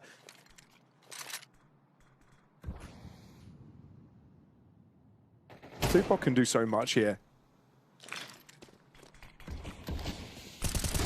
He's got eyes on him. He can get 2 kills. No one's looking. Red Star turns around somehow. All right. He has got life on him. Ships wins, but yeah, indefinitely. Red Star no more. And 3 versus 3. As good as a chance as Rottweilers have had in a good while. Important fight coming up for RAF 2. But it's deep in the corner. And 3POC will slowly clear it. Raftu not getting there on time. There was a flash there even. The rottweilers wanted to play it aggressive, but the timing just doesn't plan out the way they want. Ships, his position is notified. Still gets 2, and What? Ships will save the day! If it wasn't for him, rottweilers would be goners, but Ships delivers again and again and again. That's such a mental clutch out of Chips. This is a 1 versus 3 that you should never be winning. Under Heaven, winning every single 1v1. This one was falling apart. Look at the sequence out of Chips. 1, 2, turning around, missed shot out of Nice, headshot from the AK. And this is what one clip of the AK-47, 1 magazine, 22 and 11. I can't believe it. Jeez. He wants to win the map. This is the game Both between him 3POC and Red Ships. Star. Yeah, both Ships and Red Star really want to win this map. Oh. You can say that again. I'm not going to. They've been saying it since the start of the map. I think And they they've probably said it will enough again. times. They'll Yeah. probably still find a crazy round once more. You're just smurfing. That's what it feels like.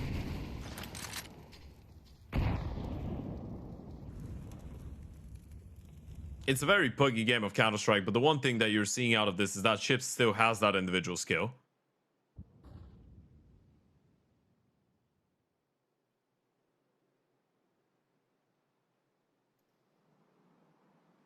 A lot of confidence taking these corners. Feels like Ships feels like he can win every fight. Lice Young on a deep angle. I think he spotted out a barrel, so he's going to try and take a deeper position into this, but instead makes himself more available to his opponent. Ships does get the kill somehow, once again, even though he did get tagged down. This time Raftu on top of the boost. Nice, tries to pre-fire. Rifler in towards the toilets. Oh, 3POC And again. 3POC. This is so smart. Are they ready for this? Do they clear him out? They need to. They are Rifler dropping needs back. to. Gonna try and- No. Oh, what? What? Rafter finds the headshot Sorry. out of nowhere. Nice goes down. He didn't have a cover. He thought he did, but he was just too far forwards.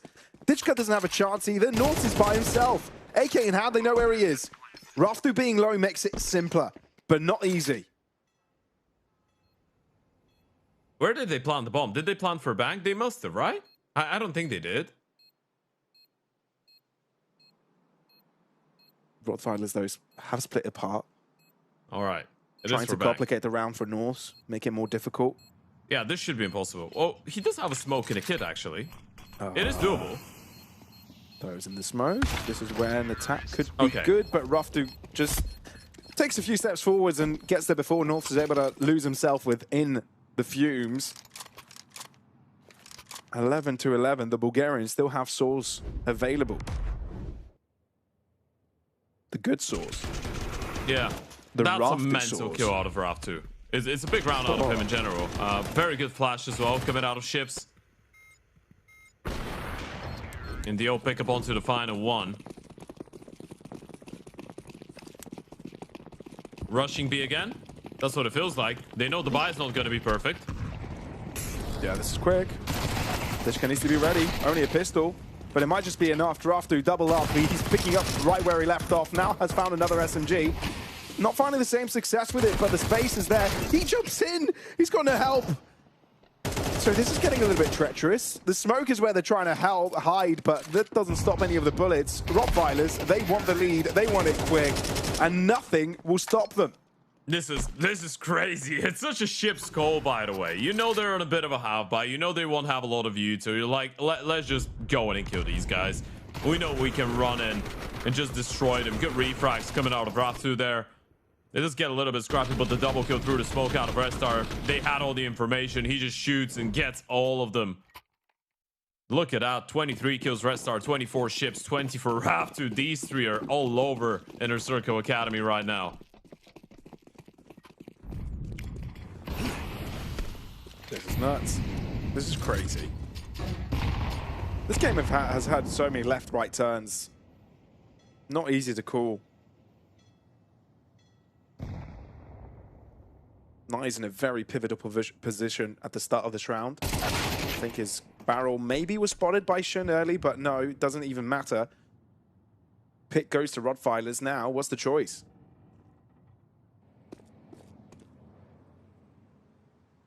Aesart seems like the target. Thripok moving in aggressive. He's got no help, so he needs to find the timing. Ships moves forwards. Lifestyle aware of something like this happening and pulls the trigger onto him. Now we've equalized. And Thripok's position now basically has been nullified with that pick. Not too much impact, but he can still try and go around the world again. Oh, look at what's going on. The last time Ships was on that type of a play, they were grouping up for a B play. And this is what the Inner Circle Academy think is happening once again. Thripok has not spotted anyone in towards middle. Now he has. It's actually the bomb. So that will make Inner Circle Academy think again. Rotate over. And rottweilers aren't in a position to rotate quickly either. Most of the fight is over and long. Raft to kind of move into this. But Thripok from behind is just lurking. He's just hanging around. So tough to deal with. This is destined for overtime. Unless Restar can do something about it. Feels more unlikely as the time goes on. And there you have it. Inner Circle Academy square things up. Yeah, these solo plays out of Ships have been serving them so well all map long. But the moment it doesn't work out, they couldn't really pick it back up. And there's the replay, opening kill going their way in a 5 versus 4. You're just allowing them to find too many individual fights around the map. And fights that they're able to win. Inner Circle Academy staying alive. And I really mean it, staying alive. This is their map pick. A tactical timeout coming out of the rottweilers. All right, what's the plan here?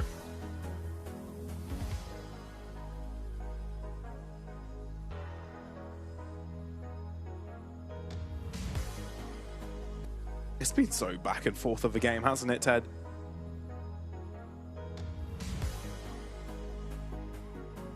So difficult to tell how it goes. And Inner Circle, at least on the CT side, haven't been playing it consistently one way either. So it's not like rottweilers have a specific problem they're trying to deal with. I mean, a lot of this is down to individual engagements too. You know, seeing Thripok roam around the map wildly sometimes as well, doing his own thing. He's got 30 kills already, dude. I mean, we're talking about Ships and Restar having a great map. He's having a brilliant map. Yeah. I think individually you can't really ask for more. It's just about some level of team play and communication that are a little bit scrappy at times, maybe that are stopping them. And Thripok has also hit 30 bomb. That definitely helps. Restar. Again, it is a 1v1 against Thripok, and that's going to leave Lyseung on a bit of an island. You've lost your connector player. You're playing on a timing, just turning around. Not looking the right way. Rifler misses. It's a bit of a whiff. They should kill Lyseung. They shouldn't really be letting him get out of here. They know he's been damaged. Well, you know he's around, but somehow still ignored. It's a bit weird, yeah. Some of these moments are a bit FACEIT-y, a bit puggy. Definitely not the prettiest Counter-Strike you've seen today. So, either way, you need to find solutions, right? You're up against Elimination, and a very enticing LAN could be on the other end of this series and another one if you end up winning both. Burning, they heard it. And Ships' mouse has jumped. He's still gotten the kill. Norse has run out of ammo. Ships has been taken out. Left on 25 HP. Flash in, killed by Nice. This game is all over the place. It makes no sense. But it's happening. Right in front of our very eyes. It really is happening. I've got no clue what that is, dude. I don't know how to break that down, you know? No, there's no breaking down. Well, you could break down, but in a different way. Dance. Kind of it's just a mental breakdown type of situation. Yeah, sure, a mental breakdown. Sounds about right. Specifically for the team that loses this one.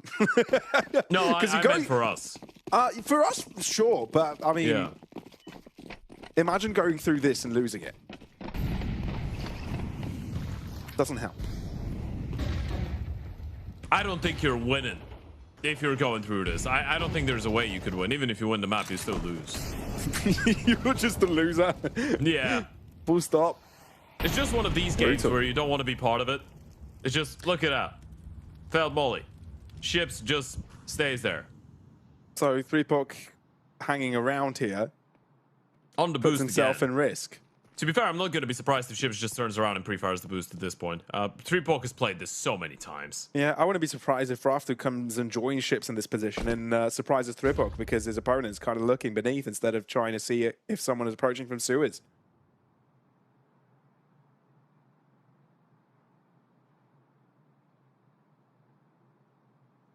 Will patience pay off? Dude, the tease! God. The He just tease, knows man! he's there. Finally! All right. Oh. He waited so long for that kill. That's huge. But the way rottweilers respond is with more aggression into B, and that might just not be the solution. It's not the antidote, that's for sure. Flash keeps Ditchka alive a little longer, but also gives 3POK the opportunity to rejoin his team. That is clean from Inner Circle Academy. 2 in a row now on OT. Yeah, 1 round on the T side is a bit of a necessity for rottweilers if they want to have an opportunity into the second half. It's been tough. They were 1 round away, 4 kills away from picking up that map, and now it's all changed. And that, ladies and gents, was a wireless headset that's run out of battery. That's why the cable looked that so funky. Yeah. It's kind of like when your mouse runs out of battery mid-round and you need to plug it in and use the cable, but it's not very comfortable. Fair, yeah. I hear that.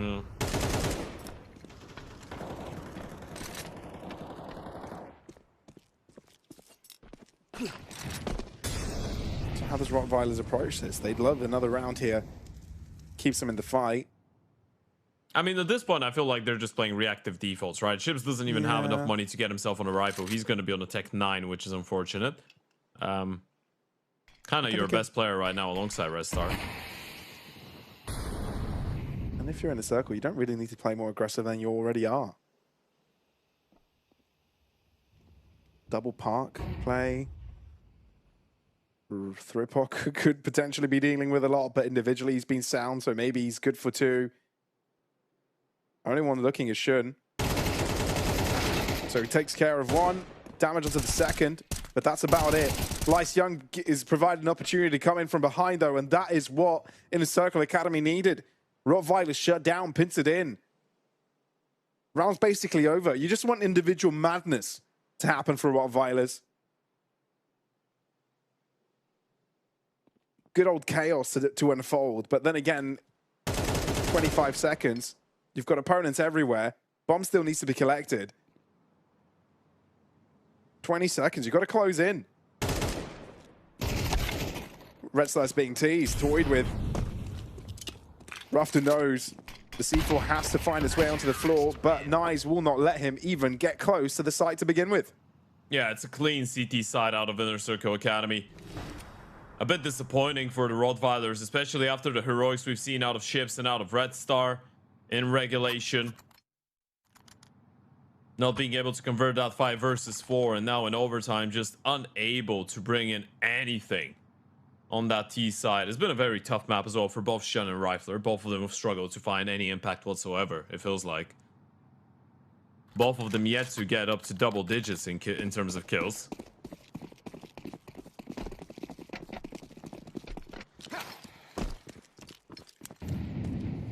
Definitely doesn't help your confidence levels. No, doesn't. For sure. It is very and it's where it gets a difficult. bit frustrating for Rafter, Ships and Red Star, right? I mean, you're probably not blaming your teammates No. in that sense. But, I mean, I look- think look it's at more Ships, for frustrating for example, Shun and specifically. Rifler. I'd say it's just an unfortunate situation. I think on a team level it frustrates you because you could have closed it out. You understand if your Ships and Red Star and Rafter having the mindset of I'm having such a good game but we're still losing is not really going to help you, and they know it. They are experienced enough to know it. Oh, for sure.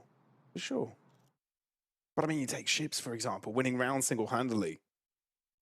You're right. You know, there has to be that. Yeah, you can't just go, Knowledge and I've experience. won No. so many rounds. Guys, come on, what the fuck are you doing? No, absolutely not. Yeah. Absolutely not. But, you know, eventually, this is the outcome we're potentially seeing. rottweilers. Ooh, able to get first blood, but how long does that last? Not much. Lice Young makes sure that Inner Circle Academy continue to have the advantage, the lead. The Julies are out, damage inflicted, but Red Star is alone. This looks like it's going to be it, Ted. Inner Circle they're going Academy. back towards them. They went into overtime. They look missed him. fantastic. Red Star cannot connect the first, but gets given a second opportunity. But now his opponents know where he is. How is this approached? Norse holds down the line, does not give Red Star the opportunity to get there first. 16 locked in. Inner Circle Academy get map number 1 under their belts. Yeah, that was a labored effort, wasn't it? I mean, look at the moves. Yeah, they nearly were able to squeeze their way around this overpass.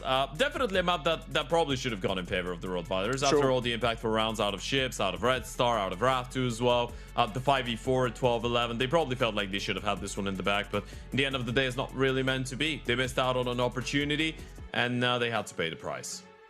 100%, 100%. And I feel like now that they need a proper reset, right? It's not a complete, you know, okay, we lose map 1, it wasn't our map pick. No, I feel like they need a little bit extra than that after it, because it was a long one, a gruesome one, in moments where they thought that they could get away with the entire thing. But one thing that you need to highlight is Thripok. Throughout the entire game, he was a menace, right? Whether that was with opening jewels, whether that was, you know, him going for explosive plays, whether that was on the T side or CT side.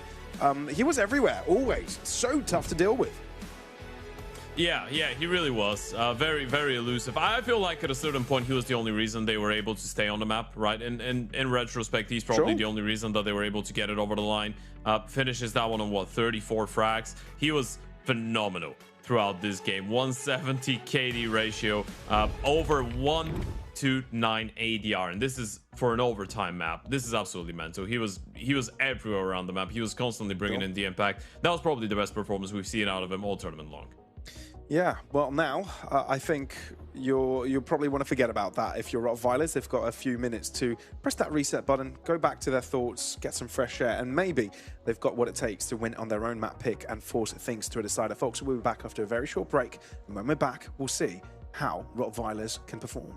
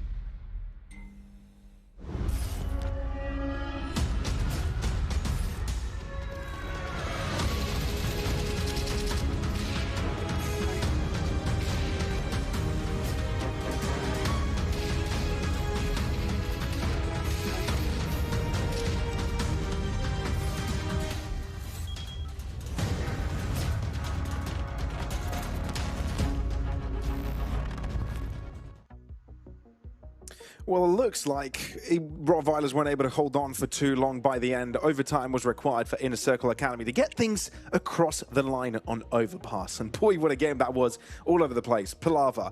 And we had a lot of stand-up performances. Now, going into the next map, though, Ted, you can't help but feel that some things need to change. Yeah, some things will need to change for the side of rottweilers. All in all, we are being treated to very entertaining games here in the elimination bracket of the LORGAR rankings close qualifier play-in. Map number 1, of course, going in favor of Inner Circle Academy in overtime. We were kind of painting that picture of the performance out of Chips, out of Red Star, being enough for the rottweilers to get it over the line. They had a 12-11 lead, a 5v4 situation, couldn't really capitalize on a 3-pog though, going in with a generational carry performance on the side of Inner Circle Academy. So now we're moving over to Mirage. This is the map pick of the rottweilers. It's a map on which they usually feel very good, especially Chips and Red Star. On the other side has been a bit of a 50-50 for Inner Circle Academy. They did drop it to Unity in a very tight game, but beat Mix, Kais, and Okura on it. So I still feel like it's a bit difficult to know what is going to happen, especially that we've already seen how rottweilers could just capitulate fully on their own map pick after dropping a very tight first one, right? It happened yesterday in their opening game where they had a very close showing against ASTRAL on Nuke, and then on Inferno they just went completely missing, right? So this is, I guess, one of the things that we're going to be looking for going into Mirage. Will that same capitulation happen for the side of the rottweilers once again? Yeah, that's also the question. And even though, Ted, you know, you're falling along the lines of it being a 50-50 for the Ukrainian side, I still think that even the loss against Unity, that was a solid performance from them, right? I feel like they do have, you know, some strengths on Mirage, and I feel like that's what they can show here. And yeah, it can still be very much a threat. Now, you're right. It's a two-sided coin.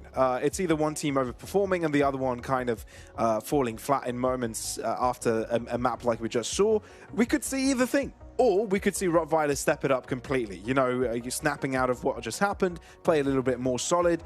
And look, we know they are players that can fall into a more solid playstyle. Sure, we are talking about a Bulgarian mix that at the end of the day, they love playing aggressive Counter-Strike, and that a lot of the time, you know, they'll be very much reliant on their individual skills. That's fair. That's valid. But Mirage is one of those maps where you can simplify, where you're very much in the know on how to really get around it and not overcomplicate. And I feel like that's where rottweilers can thrive. Yeah, I mean, individually they're just good, right? This is the bottom line. If it wasn't for 3-pog, they probably would have won that opening map. It was a bit of an off map coming out of both Shun and Rifler, I feel like, but for Red Star, Ships, and Raftu, it was still a decent performance. So all in all, I wouldn't say that there isn't a lot of reasons for them to be worried, because in the end of the day, it's elimination on the line. But I think there is still a pretty decent chance that we go all the way here with rottweilers going into Mirage, especially if Inner Circle Academy cannot get some of their other individuals to wake up a little bit more. Nice on the AWP, Lice, Young, Norvs, these guys that were kind of the standout performance for us so far in the tournament have not really been able to make the difference so far in this series. It was more of a 3-pog one-man army show.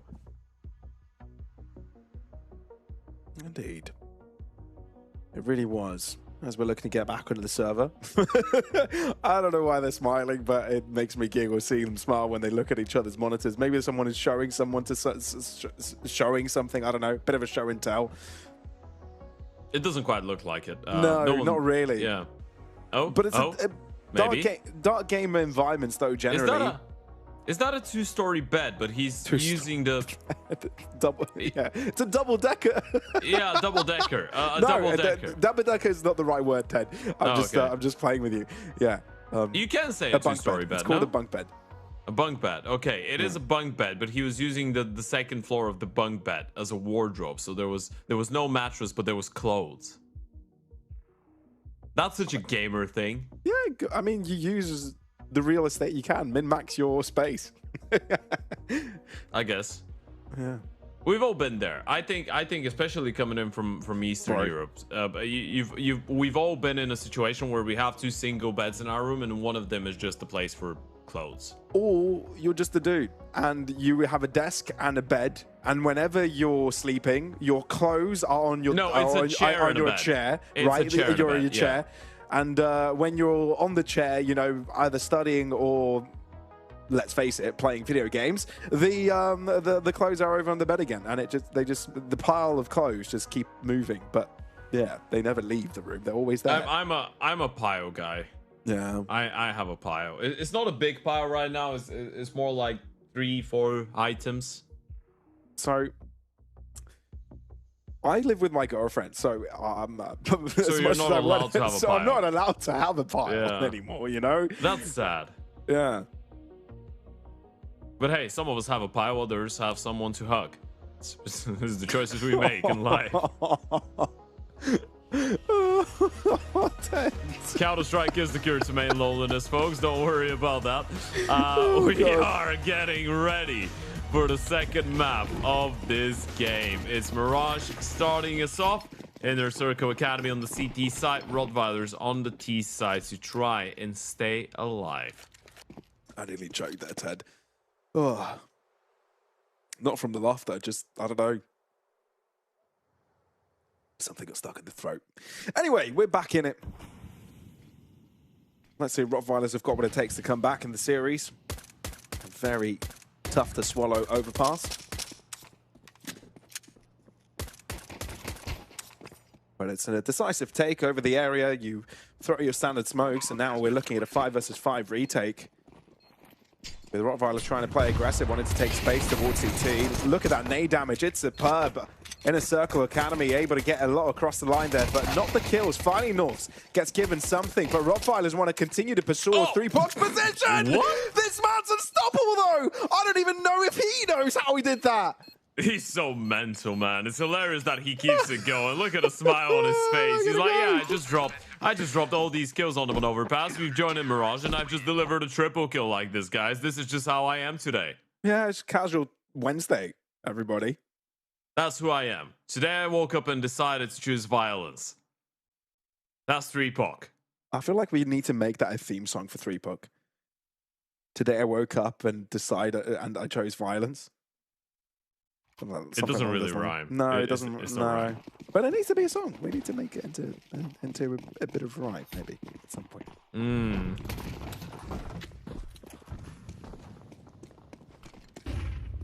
Maybe you don't choose violence. Violence chooses you. I woke up and the sun was shining. For whatever reason, the caster commentating on my game was rhyming. Regardless of all of that, I walked into the game. And before I knew it, everyone was screaming my name. Headshots left, right, and center. They call me the big guy. They call me the blender. The Cut everyone into pieces. What can I say? I'm the new Jesus. No. Came here to say. Right, 3-Puck, we did that for you. We hope you like it. Norvs has pushed all the way towards T-spawn and he's dropped the bomb in the meantime, and that is a force buy for the rottweilers. So this is a very weird situation now. And he's got another one. He's heard the steps of RAF 2, another 1v1 coming up. MP9 keeps it going. It is Norvs with a 0 in the nickname, 0 for the chances of the rottweilers in this round. This is what it stands for. 4 alive, clean on the side of Inner Circle Academy. Looking at a potential 3-0 here as well, as there's an eco coming out.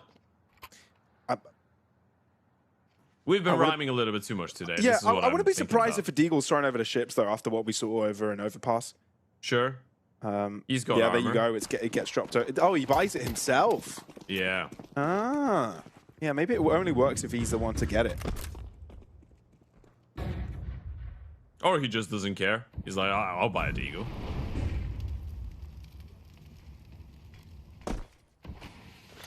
Slow pace. Slow pace for rottweilers. Words turn into moosh the later we are in the day.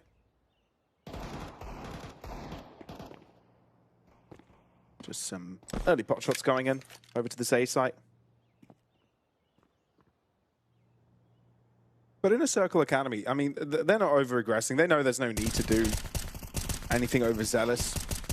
Good cross from Ditchka as well. Picking out in mid simultaneously with his teammate. Ship's last man standing. Now they know where he is. How? What? The accuracy on the deagle when you spray with it sometimes. He was just low HP, right? Ships didn't need too many bullets, so this is not the wildest one, but it is crazy that every time he gets that pistol, he just gets the kill. For me, it was crazy that the bullet accuracy remained pretty decent even on that third shot. It felt like he was pulling the trigger rapid fire in that moment. That's why I got surprised, to be fair.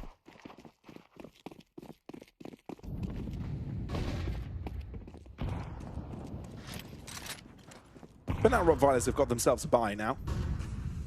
Ditchka might play aggressive here. I wonder if Nine wants to flash him through. No, doesn't. Norse doesn't have too much luck. Actually, he does find one, and the fact that Nice further back with the AWP gets one, this is still pretty even. No, it's not bad, and if you're the bomb carrier, you can't really make a move right now. It's just too much pressure, too many eyes on you, so you need to wait for your teammates, but they are quite disjointed right now. Ships in towards mid. Orestar making his way back in towards the apartments. Ships. He's looking to make a move. It's not a fight that he wins. Does tag Lice Young, but that doesn't create too many more possibilities for Shun. He needs to back off and hope that Restar will get some space on B. That he will. Lice Young is going under, though. And he that's could the catch the important bomb. part. Exactly. Shunki could get caught. And even if he doesn't check under, he does. Yeah. Bullet to the head, Lycian, he's just going to move away, run. Red Star needs to make it work by himself, figure where all the other players are, where they could be hiding, lurking, if they've dropped back. Or just hold still, wait until someone appears on your screen and mark it. That doesn't happen, so it's time to move on.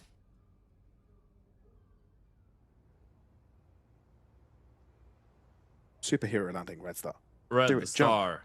He's coming in from afar and won't be able to get a kill. How bizarre. I was about to use bizarre, dude. I was gonna describe your rap. Your rap is bizarre. Yeah, a bit unfortunate. Again, comes down to an aggressive play to start off the round for Inner Circle Academy, and as you pointed out, that second kill from the M4 was actually quite massive, because you are leaving the only guy with the bomb, well, the sole player left in towards the ramp, who was the bomb carrier as well all alone, so he needed to pause for a bit, wait for some other individual fights, and these didn't really go their way. Now, you would say that this is concerning, but this is very similar to how Overpass started as well for the rottweilers, right? And later on, they were able to pick it up after the ace of Ships. So now you're just waiting for the moment. And Ships has a deagle once again.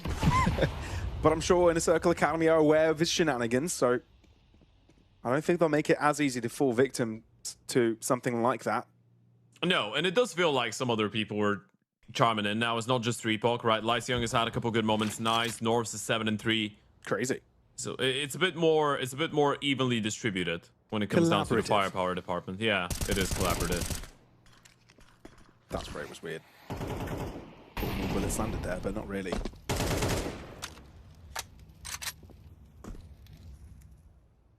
So, rottweilers not making it a secret that they're trying to take mid and that they're very deep here.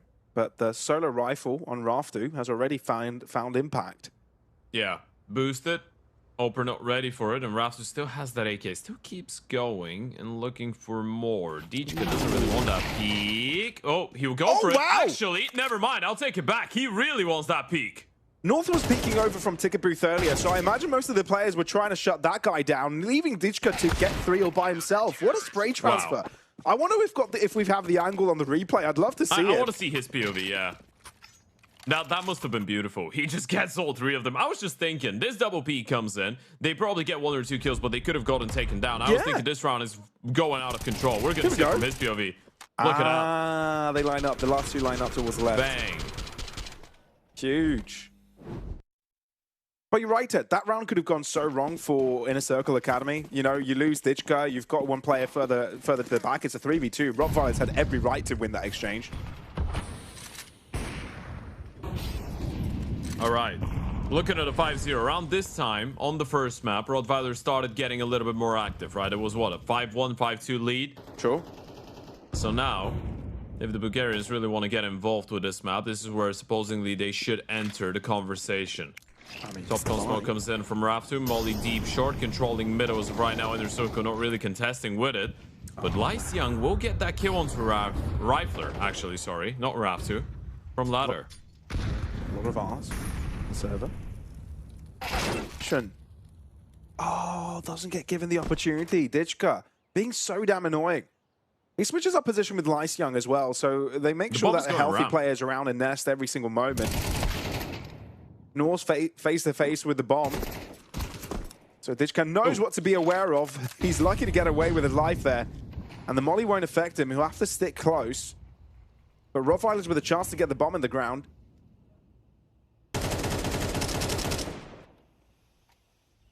They know there's at least one short. Bomb tapped again. The smokes will start fading. You need to plant the bomb eventually.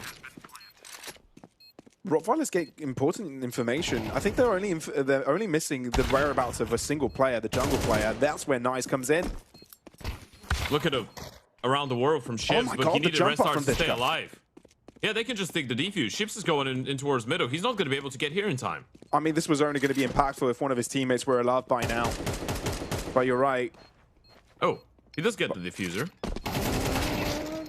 But now you've got more players aware of this position, and there is plenty of kits around. So no crisis for Inner Circle. Quite the opposite for rottweilers, though. They can't quite get rounds across. Yeah, it could have been winnable if Red Star is able to, after getting the first kill, get out of dodge, right? It's just a good refrag coming out from the other side, not allowing him to get safe and towards the ramp, escape. That would have won Ships some more precious seconds and maybe an opportunity to make it more scrappy. At least now with the maximum loss bonus and the bomb plan, you can keep on reinvesting, but Inner Circle Academy have looked a little bit more stable in comparison to the previous map here. Good presence in towards middle as well. Ditchka spotting out Chips. That's a massive opening kill early on. It's not fair, dude. It really isn't. And look, you're right. You only had Thripop kind of doing most of the heavy lifting on Overpass. Here, this time, Mirage, you've got so many individuals on high-flying performances, feeling comfortable to go for early entries, early pick, go for what ego 1v1s, and come out on the other end winning them. So for rottweilers, this is daunting. They've run out of flashes. They don't have any more utility. Only dry peaks from here on out.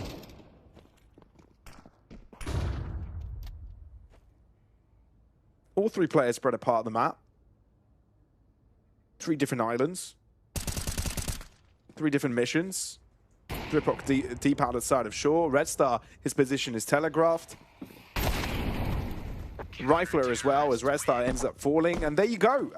That is that. Inner Circle Academy only lose a single player in the process. 7 on the board, nothing for the Bulgarians. Yeah, this one looks like it's going to be a very clean and quick game, doesn't it? It feels like it just feels like it's going to be over before you know it. I mean, there still is an opportunity on paper to get something. 7-0 is not unrecoverable. You get 4 rounds here on the T side. You can work with something in the second half, but there's a lot more solo plays happening, and is the type of solo plays that are just getting punished right now. They are trying to do something, but they've been getting consistently denied in towards middle.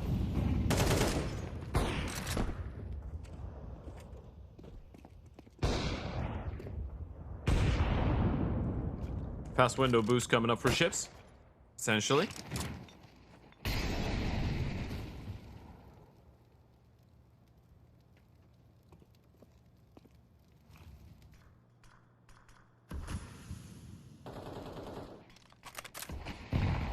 Rottweilers want to make a move now. Oh, Tripod considering the push past the smoke, and it's good time to think of something like this. Rottweilers have entered their own smoke. Lice Young turn in the wrong direction. Surprise, surprise. AK upgrade, but for how long are you allowed to keep it? Ship through window. Thripot arrives. This is actually difficult because it's a 2 versus 2. North needs to be crossed, but he's a bit of a distraction as Knives also has short for himself. Rifler needs to win a 1v2 clutch. And he's trying to close in on one. Isolate the fight. Wow. North connects with a headshot, and it's a crippling situation once again. they're just ready for the fights. I mean, Lice Young was not ready for the walk through the smoke, but the moment that he goes down, you can see the smile on the face of Thripok. He's like, well, we just had people ready to pounce at every single avenue, every single fight. You have the rifle in towards jungle. You have the one aggressing in towards the ramp. You have the Ope coming out of short. You have 3POC pushing through the con, ready to punish ships. So many people ready to play off of each other.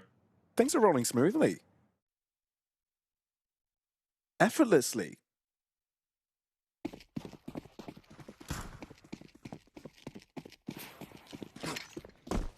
The rottweilers are running out of time. This is elimination on the line. Inner Circle Academy really want to travel over to Barcelona, and they keep it going. They might as well get an opportunity to do so. You win here, you're going to be going into a qualification game.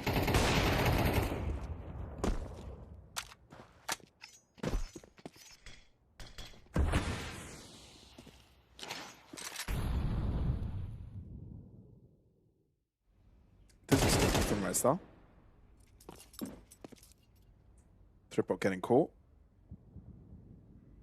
Yeah, he's seen the Oper. That's a lot of information. That's why he's not crossing in towards on the right now. This is scary. Norse. Oh god. Indeed. He's blocked himself. Okay, he's found his way around. The bomb is going A. Norse has walked away from the bomb side, which is the right way to approach it, right? Get into a nice and tucked angle in towards jungle. Raftu should wait for his teammates to make the first move. But even then, you've got a couple of players pushed up on Cap that could do damage. But he gets past it. Other side of the smoke. Big Norse, kill. that is humongous. And in Circle Academy, have even got Ditchka to rely upon in case rottweilers go for this aggressive. The intention is clear. They know it's going to be an A hit. Now you can rotate over. You've got a 4v3. You don't need to be overzealous. You can have the numbers on the retake. But that's how you square things up. Oh, Norse wanted to switch guns. Nice says, no, I'm going to play the Ope. You know where the Oper is, right? You can just lock Shun in towards the ramp. North says, ever heard of Bogdan's Law? What? I don't think it He's matters, so low. though. I've got no clue how that works, but he got the headshot first. Red Star yet to be discovered. Yet to be fully checked and cleared. Oh, it's a lazy peek. Oh, no. Big surprise, surprise. Finally, not rottweilers in pole position in a round. Red Star has come alive in the right moment. Yeah, it's just the fact that they overlook him in towards Under Palace, right? They knew where the Oper was. Still a very difficult round to pick up. But at least it's something. At least it's a step in the right direction, I guess, for the rottweilers. And as we said, you get 4 rounds out of that T side. It might be worth to start entertaining the idea. Anything less, not quite.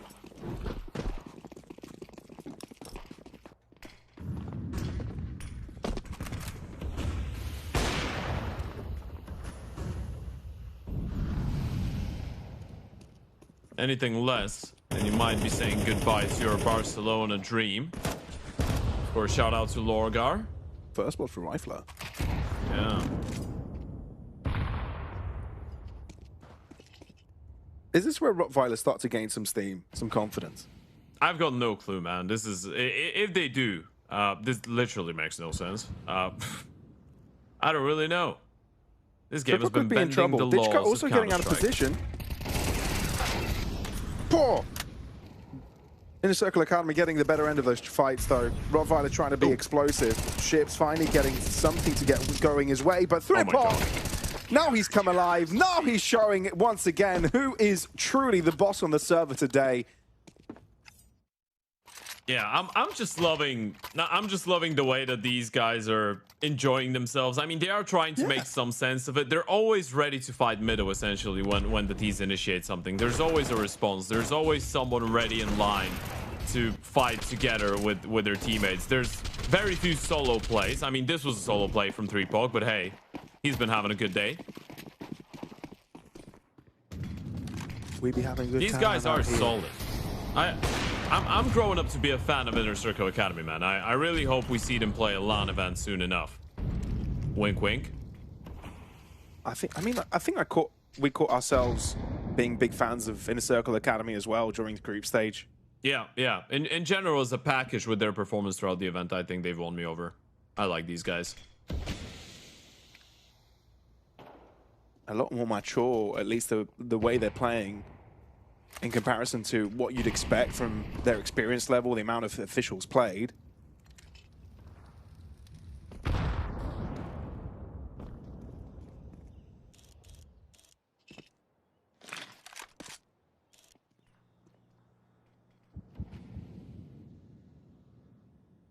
Would not be surprised if we saw them in bigger, greater tournaments soon enough. But B seems to be the target through short. Lifestone could be in trouble. He spotted out a foot, so we'll get notified of it. But instead of backing away, thinks it's best to hold mouse one. Gripok playing aggressive. Oh, guns blazing. And he even wants to take it a step further. No. Again, overstepping his welcome. And Ships finding the pick on the north. So that should be it on the round, but there's nothing to lose. At least that's the attitude. Dishko want to go in for more. But a 1-for-1 trade is not where he wants to be. Out with the AWP. And Red Star handles that with ease as well.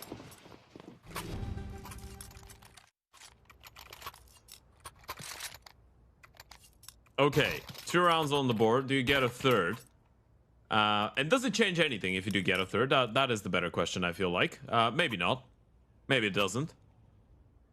Maybe increases your chances slightly, right? I mean, we would be no strangers to seeing a situation in which a team having a big lead and dropping the ball. Okay. Yeah, I don't know what happened there. Tongue got stuck. Yeah. Ditchka. You did find the lead again, though. We did. Can you go to the desired direction? And destination. Location, actually. Yeah. The direction is kind of the lead. It shows either way. It does. Ships. Wow. 1v2. Headshot. No headshot. Well, headshot, but this time on you. Coup de grace. Oh, not ready for the jungle player. They thought they had a number on 3-Poc. Was just baiting them in. You know the 2 players on A? Red Star trying to deal with the jungle player by jumping into window. Nice seems to be wary of a situation like that and gives all the respect in the world. Holds back, no reason to play aggressive. Goes in front of the molly. It's heard. Red Star knows his opponent has played up close. So 3-Poc's sort of alone here. Shin trying to isolate him and he walks in front of him. So now there's a good chance to continue the A-side pursuit. Nice does know that Red Star is doing towards the window, right? Or at least he knows he could be. The bomb's going back B.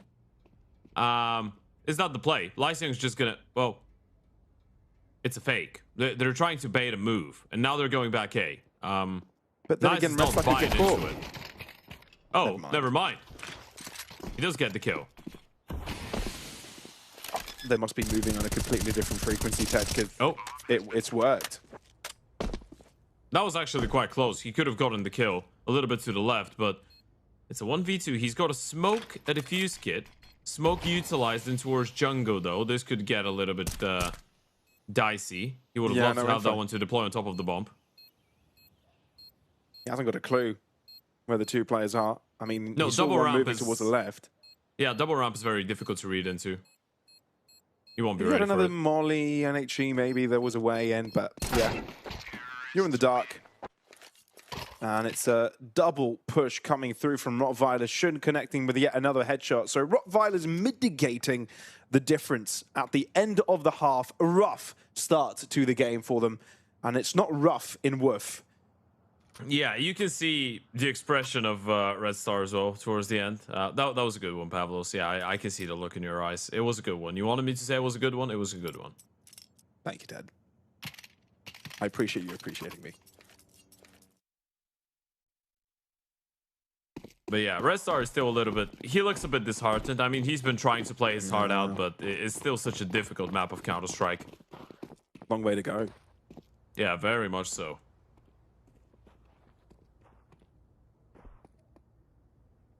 Yeah, they win the best around. We can start entertaining a conversation of a potential comeback on the CT side, you know? Chips, sure. Red Star, Rav2. I'm sure they've got something left in their lockers, but they would need that first one to go there. Setup on A doesn't look half bad. Well, it looks a little bit less good now with Chips walking in Palace and getting his head chopped off by Norse. That was a bit of a hi-ya moment from North. And he's seen the sandwich player too. And he's killed him. And the ticket guy. That's a Mortal Kombat KO. And they seem ready for Raftu as well. God, the dualies are dangerous. Maybe not dangerous enough, though. In Circle Academy, know where Redster's coming from, and they're not really giving him anything. Maybe they are. Maybe they're just giving him a little bit too much. One peek is enough. One chase is all it takes. And again, they're looking to take matters into their own hands, peeking him together. So another pistol won by Inner Circle Academy. That's both in the game, which makes rottweilers' chances in the map and series minimal. Yeah, they need to go for the force buy here. It's not really optional, is it? You just put all the money that you have forward, you hope for the best, bring something that you've got out of the locker, go for an aggressive play, go for a stack, go for anything, and just pray it lands, hope it sticks. Throw a Hail Mary. Are Inner Circle rushing B? Or is it a pop? It's a pop. 3 pop alone. B pop coming. Raftu's been boosted onto the bomb side. If Rifler is able to stall for long enough, take the attention away, and get a kill, this could work. All right. Eyes on Rifle and Raftu. 2 out of 3 R's of rottweilers. On the B-side defense, Rifle trying to be right beneath. He's able to find the headshot, but that's about it. Do you read Raftu in Ninja? Ships dealt with. He already was located over in Market. Shun trying to take up that same position, but he's waiting for his teammate to have impact. Inner Circle Academy have been spooked. It's a feeling that there's someone still on site, waiting for Thripop to move in from behind. That's not the call to make. Surprise, surprise from Raftu. Lyseung finds him, though. And a 2v2 still possible. Thing is, now you need to turn your attention towards short because Red Star's already aggressed, and here you go. Norse realizes can't quite catch up to it on time. 52 points of health taken away from him. But it needs a little bit more. 36 points, 36 seconds. Bomb collected. And to be planted, because rottweilers have given them some space here. Yeah, I think Shun just fell back because he realized Norse might have tried to isolate the fight. Oh, fails the jump. We'll still try and go there. Restar's seen him. They spotted each other. But the thing is, Norths could get contacted from Market. 1-on-1 now as Red Star taking down Norths! That's the clutch you needed. And it may be the final nail in the coffin for rottweilers. It should be. Even with the missed jump, he's still able to make it work. Some arguments going in the camp of Inner Circle Academy. They realize this round goes down and was a little bit too close for comfort. Big pickups coming out of Lyseung as well. They were not ready for after nearly gets a double. This is such a massive difference maker out of Lyseung, but Norse is able to isolate these 1v1s to perfection.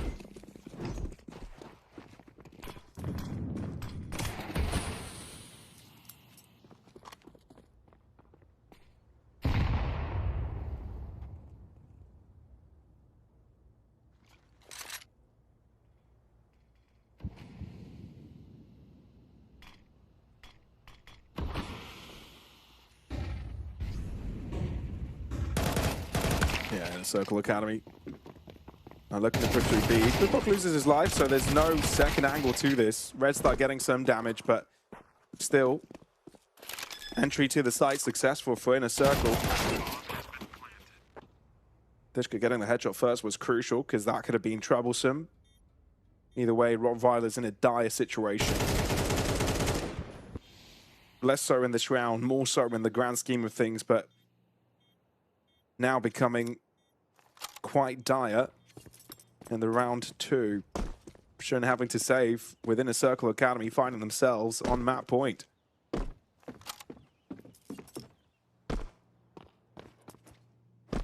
I'm really liking Norse as a player. I think it's been very exciting watching him go through this entire tournament and this experience, right? Obviously, he's the youngest guy on the team. He's only 16 years of age. And he started his professional career around a year ago with a team called Plush. That's Plush. Yeah, that's what his team was called. You heard that right. He played with with Tripex, who's currently on Big Academy, and played with another familiar name, Stomach, who's on Heroic Academy right now. Yeah, Norvs, I think he's been a revelation for this team. Very decent in the clutch, very good as an anchor, very solid aim-wise. Shouldn't playing this person. He's been spotted though. And Ships gets deleted off the face of the earth. Vanished. Thanos snap of the fingers type of disappeared.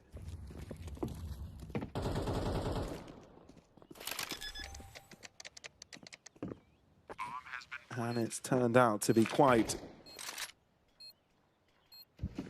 a one-sided affair over in Mirage, and indeed,